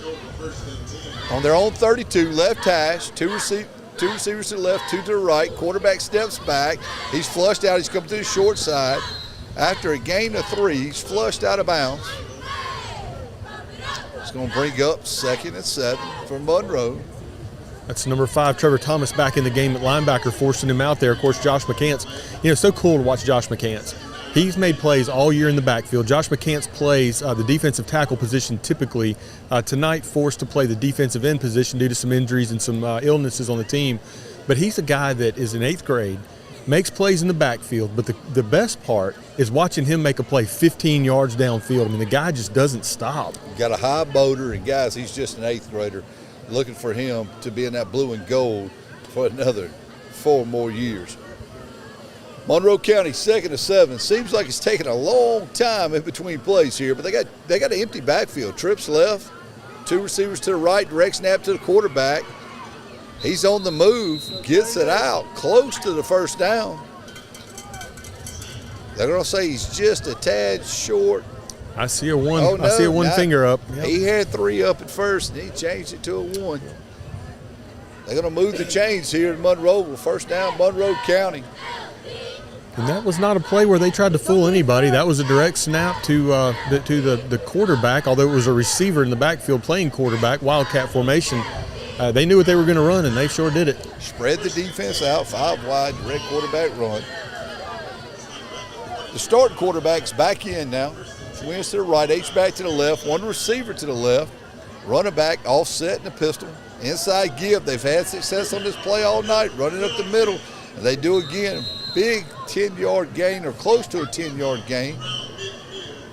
Getting the ball to midfield for the Tigers. And Monroe's just methodically moving the ball down the field. Chris, it's been a story all night. Monroe has moved the ball down the field. The defense either stiffens up as they get closer to the red zone or has had a fortuitous turnover. But we can't keep relying on that all night. So he was just short, so it's going to bring up a 2nd and 1. Twins right, H-back to the right, 1 receiver to the left. Inside handoff, he's going to bounce it out outside. He's going to pick up 1st down yardage plus some, and he moves to pile. Another 5 yards after contact. That's going to be a 1st down, Monroe County. And for the first time tonight, Chad, almost 3 quarters, because we got 3 minutes and 34 seconds to go, you start to see a little bit of excitement start to brew in the stadium by both sides, because we were in a dogfight up here at Monroe County High School on their homecoming this evening. Yeah, as we talked about all the tents out in the parking lot, there's still more people in the parking lot than there are in the stadium, but you see a lot of people kind of coming this way. They're like, wait, the score's 6-0 with 3 minutes left in the 3rd quarter, and they're all kind of starting to come into the stadium. Monroe County, Twins to the left, H-back to the left. Fumble. Balls on the ground. This is a break we needed. We got it. We needed this break. That's going to be a turnover. It looks like Josh McCants falls on it. Mesh point by the quarterback and the running back was not on cue. I don't know if the quarterback was trying to pull it, but anytime you run that, any type of zone read with the option to put it in his belly or pull it, it went on the ground, and guess who was there in the backfield? Number 53, 8th grader Josh McCann. There's another one of those fortuitous turnovers that we've just gotten, and we have not been able to capitalize on any of our big breaks tonight. You kind of get the feeling, had we capitalized on just half of them, we'd be up 3 touchdowns right now. As it is, it's 6-0 with 3 minutes left in the 3rd quarter, but we have an opportunity here from our own 46. 2-back set. Metzner to the left of Shamar. There it is.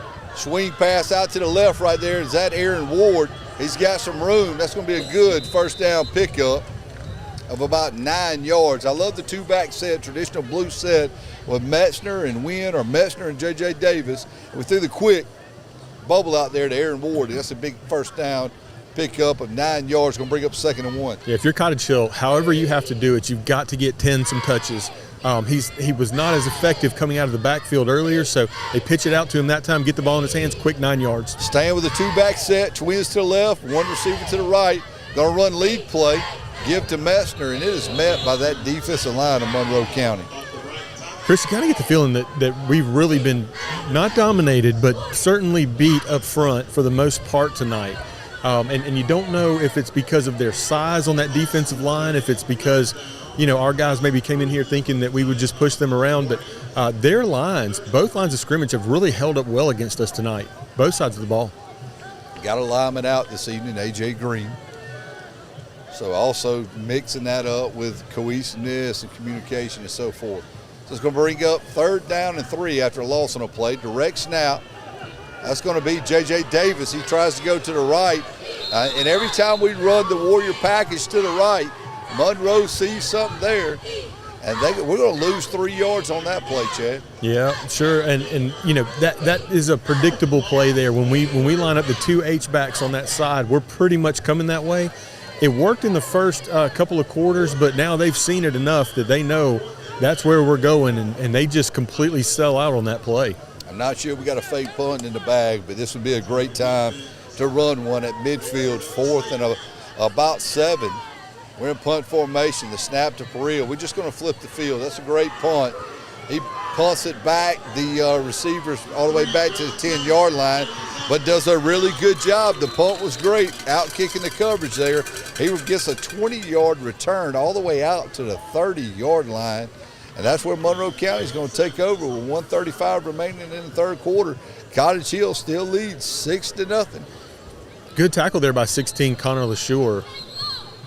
Guy had a lot of green grass in front of him. Connor wraps up both of his ankles and brings him down. You'd love to see those sure tackles. We missed a lot of tackles in the first half on defense, and so good to see them wrapping up. It looks like Monroe County has an injured player there at about the 45, Chris.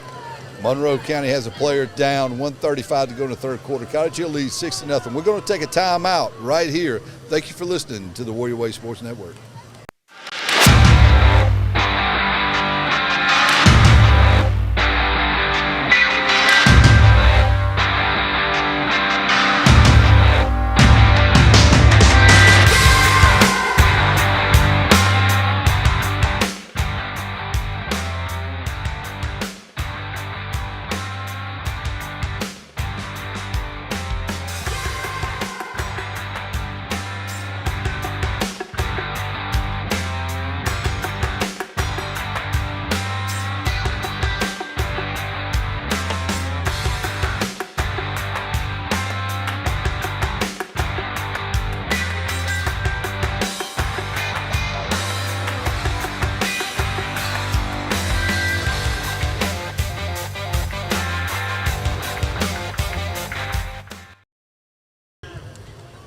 First down, Monroe County, give to the left. Quarterback, hands off. Running back makes one guy miss and gets a big 18-yard pickup on first down, and Monroe County's in business as we are getting close to the end of the 3rd quarter here in Monroe.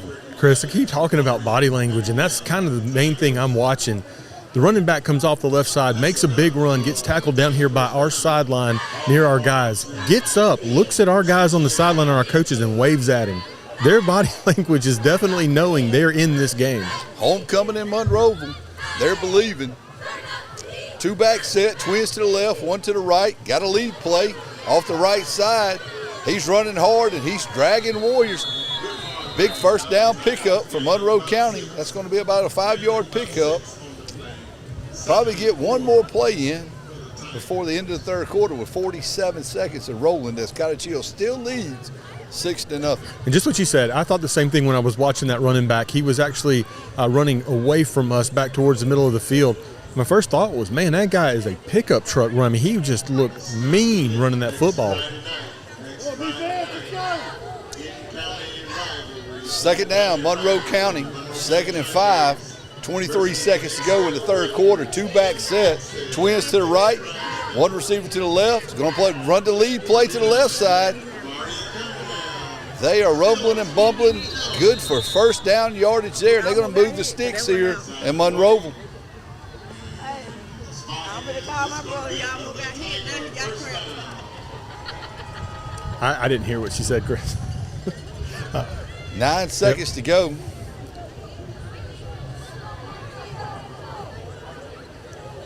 Monroe's huddling up. Sticks are moved. First down. Yeah, and the offense is asking for a play. They're asking to feed them a play. The clock is stopped with 9 seconds left. in the third quarter. His 1st and 10. Would have thought that clock would have started running as soon as they – there it is. It's running now as they signal it ready for play. And it looks like that will be the end of the third quarter. A little miscommunication from the white cap and up in the box here. Yep. But we're going to end the third here in Monroe. Woo. Cottage Hill leads 6-0. Monroe County on the move. They got the ball inside Cottage Hill territory, left hash, 39-yard line when we return after this break on the Warrior Way Sports Network.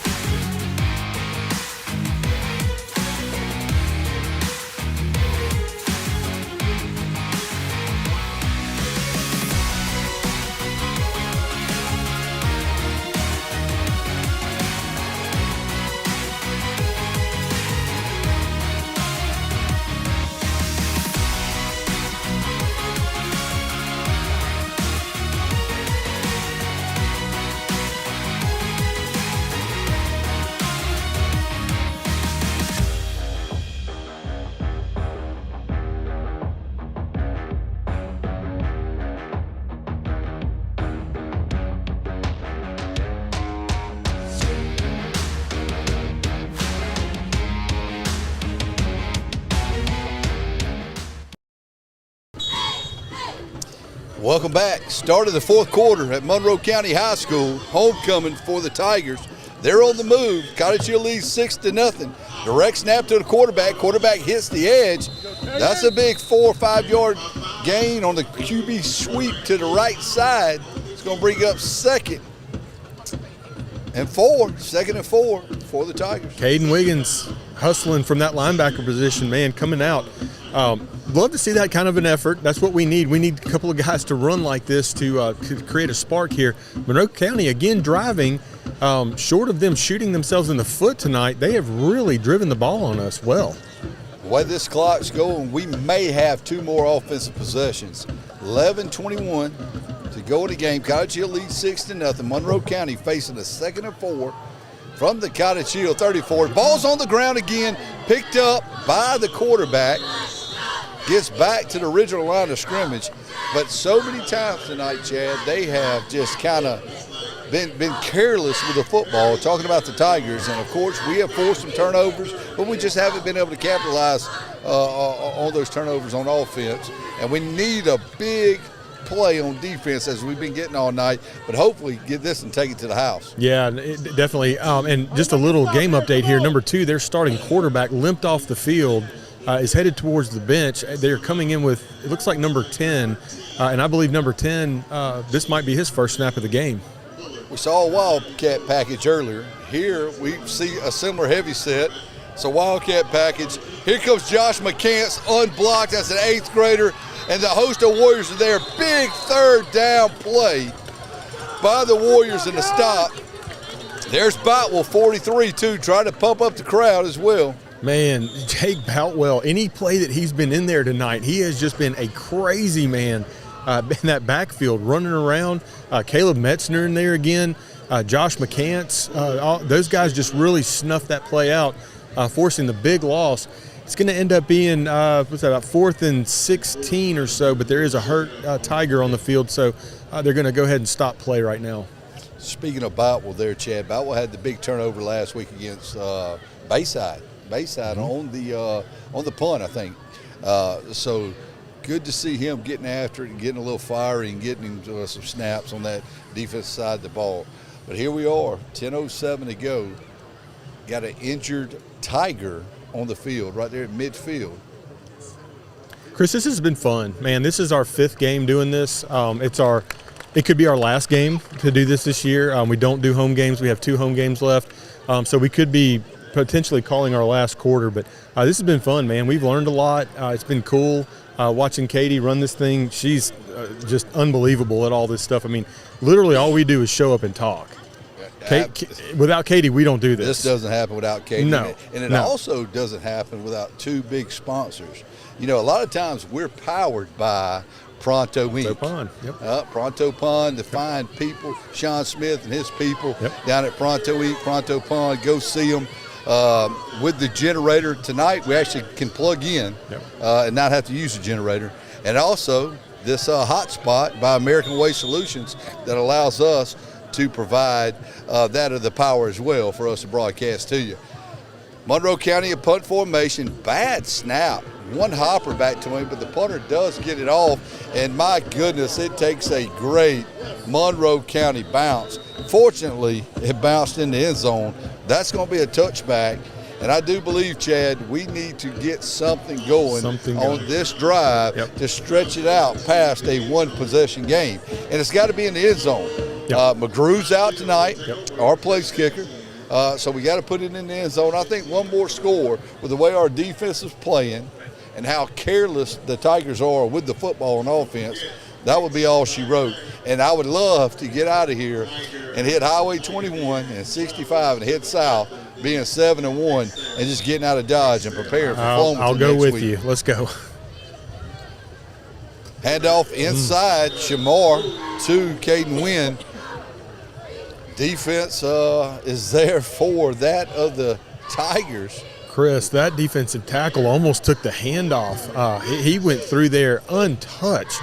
Offensive line looked like turnstiles there. He went back there, and as soon as Caden Wynn was handed the ball, he was on the ground. We got to get something going here, Chad. Clock's running, 9:26. We got trips left. Trevor Thomas by himself to the right. Shamar in the gun.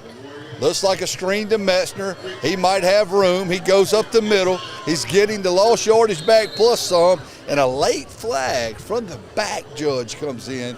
Interesting to see what this is going to be right here. Yeah, not sure what that call could be. It was behind or on the back side of the play, coming in from way deep in the secondary on a running play. A lot of discussion now between the refs trying to figure out where that happened and what they're going to call here. The only thing I can think of is maybe the back judge was calling a holding or a block in the back that far downfield.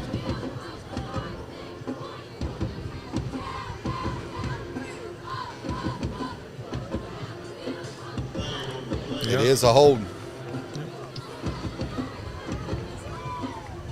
We got an update in 3A Region 1 action. The Flomaton Hurricanes appear to be up 7-0 against Hillcrest. We tell you that score because Hillcrest and Flomaton would be vying for that fourth spot in the playoffs. Now, seeding's yet to be determined. And as we talk about 3A Region 1 here in Monroe County, Cottage Hill still leads 6-0 over the Tigers with 9 minutes to go in the game, but it has been a very quick-paced game. And it brings up a 2nd and 10 after the holding call. Trips right, Wynn motions out to the right. Bad snap. Shamar does fall on it, but it's going to be a loss of 9 on the play. And avoided disaster right there. The snap hits Shamar, goes to the ground, and again, Monroe County has a defensive tackle in the backfield before you could blink. And, well, that defensive tackle, Chris, did they just signal that Timeout. Okay, timeout. Okay, I just saw him. I look looked at the up clock, and, though, Chad. It's a timeout on the field. Look at the clock. 8:41, running. 8:40, about 10 or 12 seconds. Hey, when you go on the road, man, you don't know what you're going to see. Well, let's talk about that last play. Again, a defensive tackle in the backfield. The snap hits Shamar. Shamar goes to the ground to get it, but that defensive tackle was right there on top of him. Could have easily gotten that ball, giving them the ball on the 11. Very lucky to get it back and live to fight to see what is that, about a 3rd and 16 or so? 3rd and 19. 3rd and 19, yeah. 3rd and 19, 8:41 to go. Yeah. Maybe some extra seconds rolled off the clock from Yeah. the time which Coach Jones and the staff called a timeout. But we need a positive play. We're in the shadow of our goalpost now, all the way back to our own 12-yard line. Cottage Hill in an empty formation. Trips to the right, 2 to the left. Shamar drops back, checks it down to Messner out here on the hitch. Messner's going to get as many yards as he can. He's still on his feet. He busts 1 tackle. He busts 2. He's going to take this bad Yes, boy. sir. He's 88 gone. yards. He's gone. To the 20 to 15 to 5. That's the extra score we needed to score the game. Touchdown, Caleb Messner, his second of the night, to go along with his 2 sacks on defense. Cottage Hill now leads 12-0. 8:25 to go in Monroe County. So Caleb Messner has been the offense tonight. What a play. That pass was actually thrown at the line of scrimmage and caught by Messner at the line of scrimmage on 3rd and 19. And it almost looked like Coach Jones was just kind of trying to get as many yards as he could. He could punt that ball, play a little field position. And Caleb Messner said, we're taking this to the house. Players make plays. Players make plays. And Caleb Messner made one there. Cottage Hill leads 12-0. Looks like we appear to be lining up to go for 2. As we talked about earlier, McGrew is unable for the game tonight. He is our normal place kicker. Cottage Hill's coming out, going for 2. Trips to the right. Messner by himself down here. Motion left to right. Shamar's rolling right. Got a flood route. Looks like the pass is complete. I wish I could tell you. I think it's Travis Smith. Travis Smith. Shamar to Travis Smith. 2-point conversion good. Cottage Hill now leads Monroe County 14-0. 8:25 to go to game. And the way our defense is playing, Chad, I do believe that could be enough. That was the score you needed. That was the play you needed. The body language has completely flipped now. Our sideline high-fiving, enjoying each other.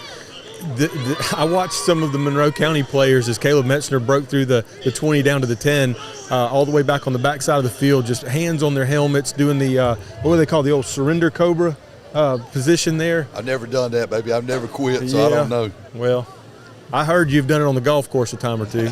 No. Even with the shanks, I'm going to keep hitting them, baby. I'm going to keep swinging. That's how shooters in basketball, as we're coming up on basketball season, shooters, when they get cold, they just keep shooting. When I'm shanking, I just keep swinging. Cottage Hill up 14-0. Womble set to kick off. Line drive kick. It's going to go out of bounds. Out of bounds, so that's going to be a penalty there. Yeah, that ball rolled out at the 36. Flag. Looking for a flag, Chris. I don't see a flag, but it definitely rolled out of bounds.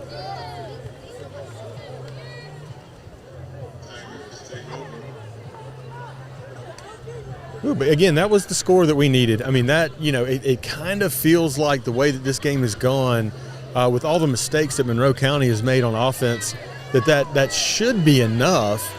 Of course, you don't want to stop. You don't want to quit playing. They're one big play away from getting right back into this thing.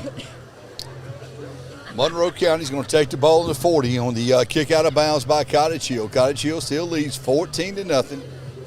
8:22 to go in the game. The music's getting louder in that south end zone as the night progresses. Homecoming here in Monroe. Monroe's got 2 backs, one to each side of the quarterback. Twins to the right. Drop back to pass. He's got a man deep. One-on-one coverage. And there's Cass Thomas. Cass Thomas with the interception. That's number 6 on the year, Chad. Yep. And that's some more mode that we needed as we go ahead to look to put another one on the board here in Monroeville tonight. That's elite coverage by number 2, Zycas Thomas. That throw almost just had to be one of those plays where you just say, I'm throwing it no matter what, because Zycas Thomas was in that kid's pocket. There was no reason for the quarterback to make that throw. He just slung it, and Zycas Thomas said, oh, I'll take that, thank you. One-on-one coverage. He was going with the wind, but Cass Thomas with a 6th interception on the back end did a tremendous job there for the Cottage Hill defense. Cottage Hill's coming out. I'm probably going to see a steady diet of runs here. Got trips right. Looks like wind to the right of Shamar. Snap, handoff inside. There he goes. The bus is rumbling. Big first down pickup. He's still driving his feet. Coming in as the leading rusher for Cottage Hill. Approaching 700 yards on the year. Picks up 9 on first down. And I think we're going to see a steady diet of this as that clock runs here and Monroe. Yeah, that goes back to body language. You know, in the first half, they couldn't really get him going. Kept trying, you know, just kept standing straight up. But now, with all that momentum, Caden Wynn doing what he does, 8 yards. Trips right. Running back to the left of Shamar Tootle. The snap's going to be a direct run by Shamar. Lead blocker Wynn. Not only does Shamar pick up one, he's going to go ahead and pick up another 10. So that's going to be an 11-yard gain on second down for Cottage Hill. And that's a forward initiative first down. Yep, there you go. So now the running game has got that momentum. That could be in part because Monroe County sees the writing on the wall as we go up by 2 scores. They're kind of arguing with each other a little bit more. And our guys are coming up to the line now determined, it looks like, to try to put this one away, Chris. Trips right. Shamar Tootle in the shotgun formation, Win to the right, inside give. Defensive end over pursues. The bus is rolling now.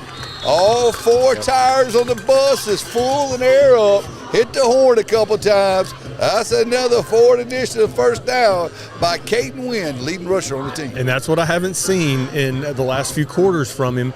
But, man, he puts his head down. First initial contact around 3-yard gain, ends up getting 10. And that's what he's done all season long. He's a big, strong kid. We've said it before, not probably going to take it 50 or 60 yards to the house, but, man, he's a load to bring down on the 7-8-yard runs. First down, Cottage Hill, 6:52 remaining, up 14-0. There's another run inside to Caden Wynn. Good first down pickup. Staying ahead of the chains, and the clock are rolling, and the air's on the tire. The air of the tire on the bus is full. Let's go. Cool fact, my youngest son told me that he saw the bus, Caden Wynn, in our neighborhood recently, didn't realize that we were neighbors. So it's kind of neat to find out that I have a celebrity living in my neighborhood. Well, did White get his autograph? He's a little shy. He'll get around to it. Caden Wynn's a fine young man. Glad to call him a Warrior. Glad to see the year he's having. And once again, right on cue, the bus takes it outside this time, hits the edge, keeps his toe on the ground. He might take it to the house. Chad Anderson, he is caught from behind near the 10-yard line. That's a big-time run of 35 yards by Caden Wynn. And I've seen every run that he's made this year. That's got to be by far his longest run of the season. Man, just great to see him get going like this, heading towards probably another 100-yard game if he keeps this up through the next 6 minutes of this game. 6:02 remaining, timeout on the field by Monroe County. We're going to take a timeout as well, catch our breath, drink us a sip of this Coca-Cola in Monroe County, and come back. Thanks again for listening to Warrior Way Sports Network. Your Cottage Hill Warriors up 14-0, 6:02 remaining.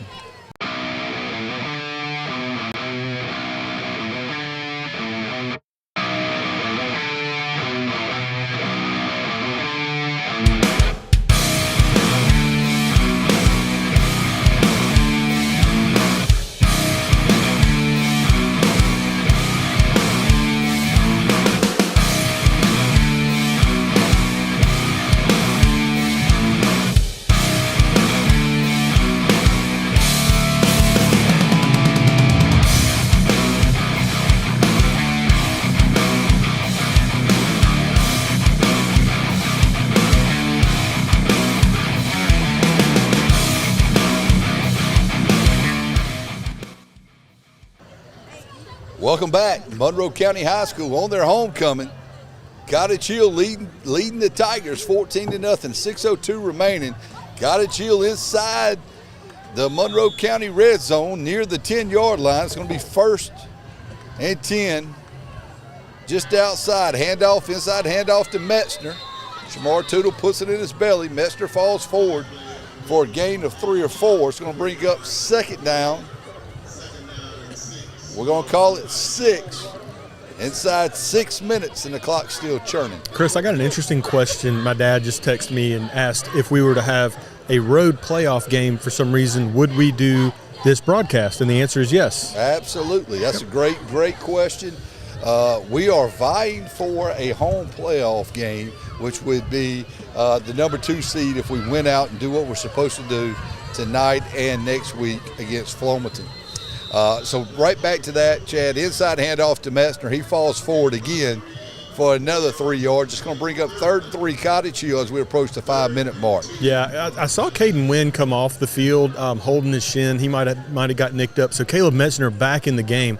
And man, this is the Caleb Metzner appreciation drive here. Let him get it back in the end zone. 3 touchdowns on the night for him if he can get it in here. So, yes, if we do go on the road, Katie West, our communications director, and I was just talking this week and pulling out that of a broadcaster's form, and we will do that to make sure that we uphold that of the Alabama High School Athletic Association guidelines for playoff broadcasting. Another run up the middle by Shamar Tootle. Does not pick up the first down, but he is slammed to the turf.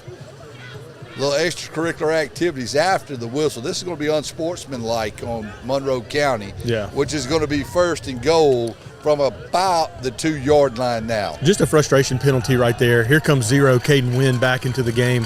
Shamar Tootle coming off, which means it's going to be the heavy package, but just a frustration penalty. Monroe County's played their tails off tonight, man. They deserve to win this game just as much as we did through the first 3.5 quarters.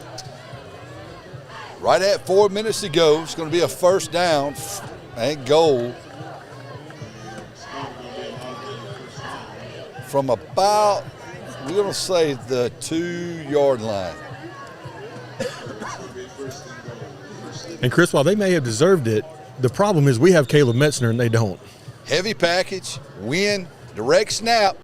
He's going to go in, and the man deserves that TD after toting the rock on that drive. Very good job. The bus passes up the school bus stop and gets the TD. 20-0, Cottage Hill. And you're right. He did all the heavy lifting on that drive, man. Probably 65 yards rushing or so on that drive alone by Caden Wynn. He got going, and once he gets going, he gets into that rhythm. You know, running back can be a rhythm-type position, and once he gets in rhythm, man, he's as good as there is.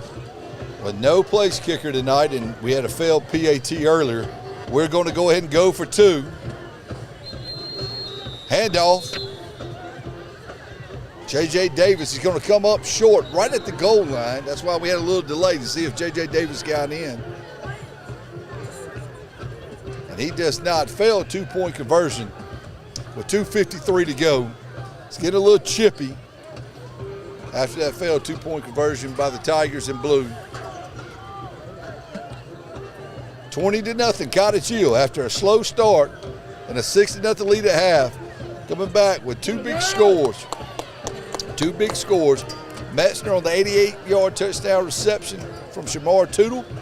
And then the bus, Caden Wynn, senior Caden Wynn, putting it in the end zone from 2 yards out after picking up the majority of the yards for the Warriors on the ground on that drive. Yeah, great drive right there by Caden Wynn. I mean, lots of yards after contact. But, again, our offensive line finally reestablished that line of scrimmage and said, man, enough's enough. We're going to push you guys back. And, boy, they did. Well, I can honestly say I love where we're at because we have the truck directly behind us. We could actually sit on the tailgate this evening on the top row of the bleachers, so we don't have long to load up. We're going to be one of the first ones out of the stadium this evening, coming back celebrating this 7-1 start by your Cottage Hill Christian Academy Warriors.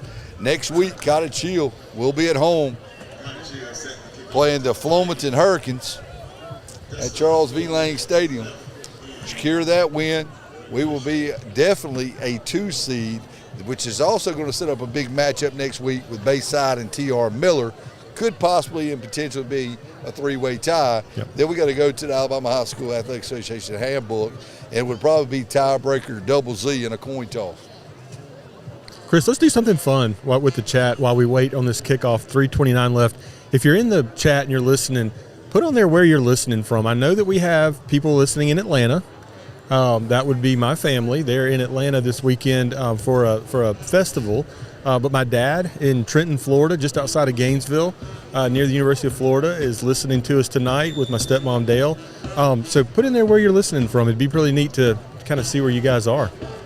We love our listeners. We never could imagine we'd have this many views each and every week when we bring that of Warrior football to you and the confines of your home or in your car each and every Friday night away game. Womble set to kick off. toe to leather, kicks it down to the 30 on the pooch kick. Ball is dropped, but quickly picked up by Monroe Tigers. There's a host of Warriors on the play, and there's another scrum on the sideline, our sideline, as we see a very aggressive Monroe County Tiger. Yeah, look at some of these, Chris. This is really just fun to see. Kaylee J in Mississippi, Ronald Jones in Maryland, Ben Dials in Pensacola. Stacy, that's going to be Kayla Metzner's mom in Mobile, of course. We got somewhere in the middle of Gulf of America. That's pretty cool. Must be listening on Starlink or just having fun with us. North Carolina. Maybe working offshore, Chad. Well, they might be on Starlink or they might just be having fun with us. Starlink. We've got some Spanish Fort Warriors, West Mobile. That's awesome. It's always good. Yep. That's always good. Yep. We do appreciate our listeners.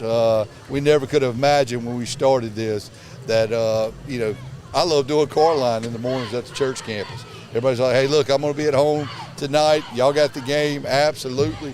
And we want to branch this out. We started an elective course, sports media, sports marketing, under the leadership of Matt Goins. He's on the sidelines. We have students taking pictures and putting some content together.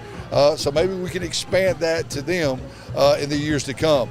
Monroe County, trips formation to the right, throws a screen pass out to the right, big 12-yard pickup for them on first down.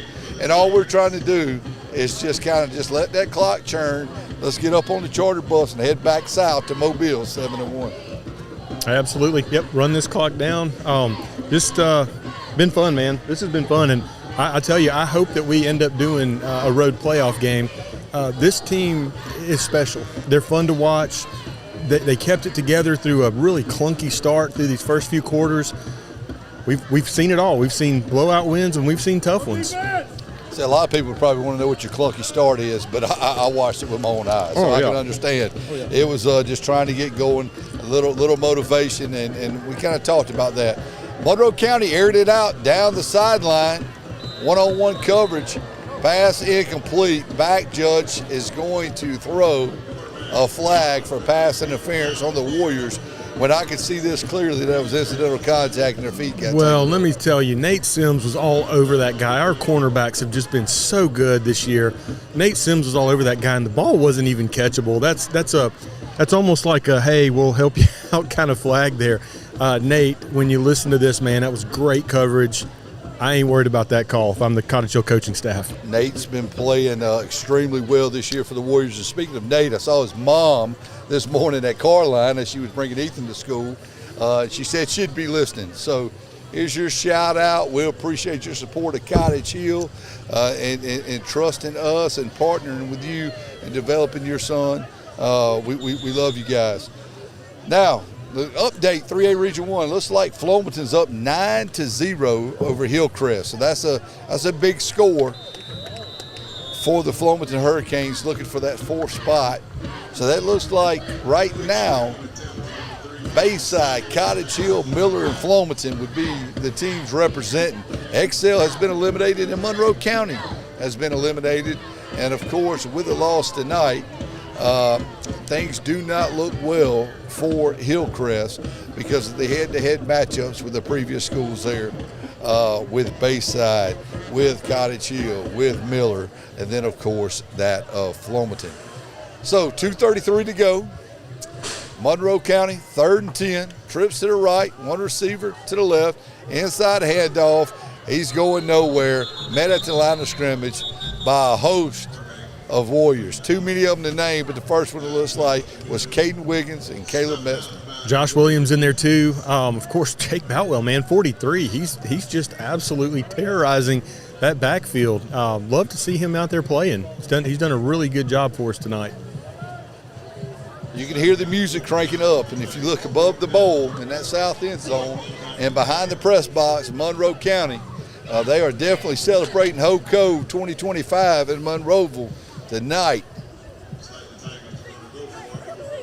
151 and counting. Fourth down, Monroe County. 4th and 11. They're actually going to run an offensive play. Trips right. That's 3 receivers to the right, 1 to the left. Running back to the left of the quarterback. Quarterback drops back. He's getting pressured. Throws a hitch route out to number 5. Trevor Thomas there misses. Connor LaSure misses. And who is that coming in? J.J. Davis. J.J. Davis coming in from the safety spot and meeting the receiver right at the first down marker. And it's going to move the sticks for Monroe, but it looked like J.J. Davis was shot out of a missile. J.J. Davis not scared of contact. In fact, I would say he prefers contact. Oh, man, he has played so good this year at the safety position. Both he and Zycas Thomas in coverage, hitting, coming down field, hitting these running backs. Man, they're forced, those two guys. Well, this is my call to Warrior Nation. Next week, next Friday night, the Flomaton Hurricanes at Charles V. Lang Stadium. It's a big one. Hey, first come, first serve on parking. We need you there. Root on your Warriors. Looks like we're about to be 7-1 in about 59 seconds. Ooh, right there, number 5, Trevor Thomas, man, able to shed that block. That screenplay went nowhere, Chris. That's what we just used to call a Uno, a one-hit screen out there, and Trevor Thomas come from the outside linebacker position, shedded that block, or actually ran through the block, and absolutely put his headgear on the wide receiver for no gain. Yeah, clock getting near 30 seconds now. It's looks like they're going to continue to try to run a play. I think they want to get on the scoreboard here on us. So defense, keep playing. 2 receivers left, 2 receivers right, running back to the right of the quarterback. Here comes pressure off the edge. Mester almost had his 3rd sack of the game. Quarterback sets up, throws it back across the middle, incomplete pass. Boy, Caleb, an eyelash away from another sack, man. I mean, how good has he been in this game? Offense, defense, he really has just completely taken over. He's had a phenomenal year on both sides of the ball. He had 10 total touchdowns coming in tonight. He's got 2 tonight. That runs that up to 12. 19 sacks on the year, leading the state. Going to the University of South Alabama. He's committed there. We also have Tyler and Trent Thomas. Trevor Thomas's older brothers at South Alabama. They had a midweek game against Arkansas State this week at Hancock Whitney Stadium. Was able to watch them. I believe it was Tuesday night. This is going to be the last play of the game. 15 seconds remaining. 3rd down, Tigers. 2 receivers to the right, 2 receivers to the left. Whistle on the play there, Chris. Chris, real quickly, for those of us that don't know, if we were fortunate enough to get that number 2 seed, we would host a playoff game, correct? That's correct. Any idea who that might be or where they may come from? It's a great question. So that's going to be in Montgomery Academies region. So you got Montgomery Academy, you got Trinity, you got Houston Academy, which is in the Wiregrass, you got Wicksburg, you got Alabama Christian. So I think there's a lot to be seen there to see who comes out. But I know that, possibly a Wicksburg or that of the Houston Academy, somebody from the Wiregrass will be making that nice 3.5 hour bus ride down to West Mobile. Because let me tell you, we've been to Ayrton before in a playoff game. And we left early in the morning, did walkthroughs at another local high school, ate a good meal. Tough. That's tough, It's man. hard. Yep. That is tough. Yep. That is so tough. that's a big advantage for us to lock down that 2 seed and host in that first round. And then it'd be cool to host a team we haven't hosted before. Absolutely. When we had a similar alignment, we played both Goshen. We hosted Goshen for the Wiregrass, as well as GW Long. And here comes a handoff. Monroe trying to score on us, Chris. They might. They're not just short of the goal line on the last offensive play of the game. J.J. Davis running play off the right. Your Warriors are going to get out of here with a shutout. Another shutout on the year by the defense. It wasn't pretty. It looked flat at times. But your Warriors improved to 7-1. 7-1 on the year. And will host the Flomaton Hurricanes next week. Look, guys, we love you. We're grateful that you listen to us each and every away game. As Chad said it so many times, we appreciate you listening to us, and we had a thoroughly good time bringing you the regular season away games. And, hey, if we're on the road and the playoffs, we're going to fill out the form, or I'm going to get Katie West to fill out the form, submit it to Alabama High School, and we're going to go ahead and do what we need to do to bring you Cottage Hill football and the postseason. Chris, I don't want to miss that last play right there. I know that we're ready to cap it, but man, J.J. Davis deserves a lot of credit on something. That running back is coming downhill inside the 5. J.J. Davis has his feet planted about the 2, makes a form tackle on a running back coming right at him, pushes him back, preserves the shutout with a massive hit. That dude just plays, man. He plays hard. Give me J.J. Davis all day. Hey, J.J. Davis and Jaden Davis. Yes, you know? yes. Just all of them, man. They just all play so hard, and it's really cool to see how these guys just kept in there, like you said, and after the rocky start, man, pull away with a 20-0 victory. It's good to see. Hey, it wasn't pretty, but guess what? We'll take an ugly W instead of a pretty loss any day of the week, and that is definitely the Warrior way. For sure. Last update, that 3A Region 1 game, Flomaton-Hillcrest. Flomaton leads 12-0, and we will have the Hurricanes at Charles V. Lang Stadium next week. Come out, support your Warriors, 7-1 on the year. A couple quick takeaways. Metzner, 2 touchdowns, 1 on the ground to get us going. Then, of course, the 88-yard touchdown pass from Shamar, which basically was less than a 10-yard pass. But Metzner does the work. The bus, Caden Wynn, puts one in from 2 yards out. Defense pitches the shutout. Wasn't pretty.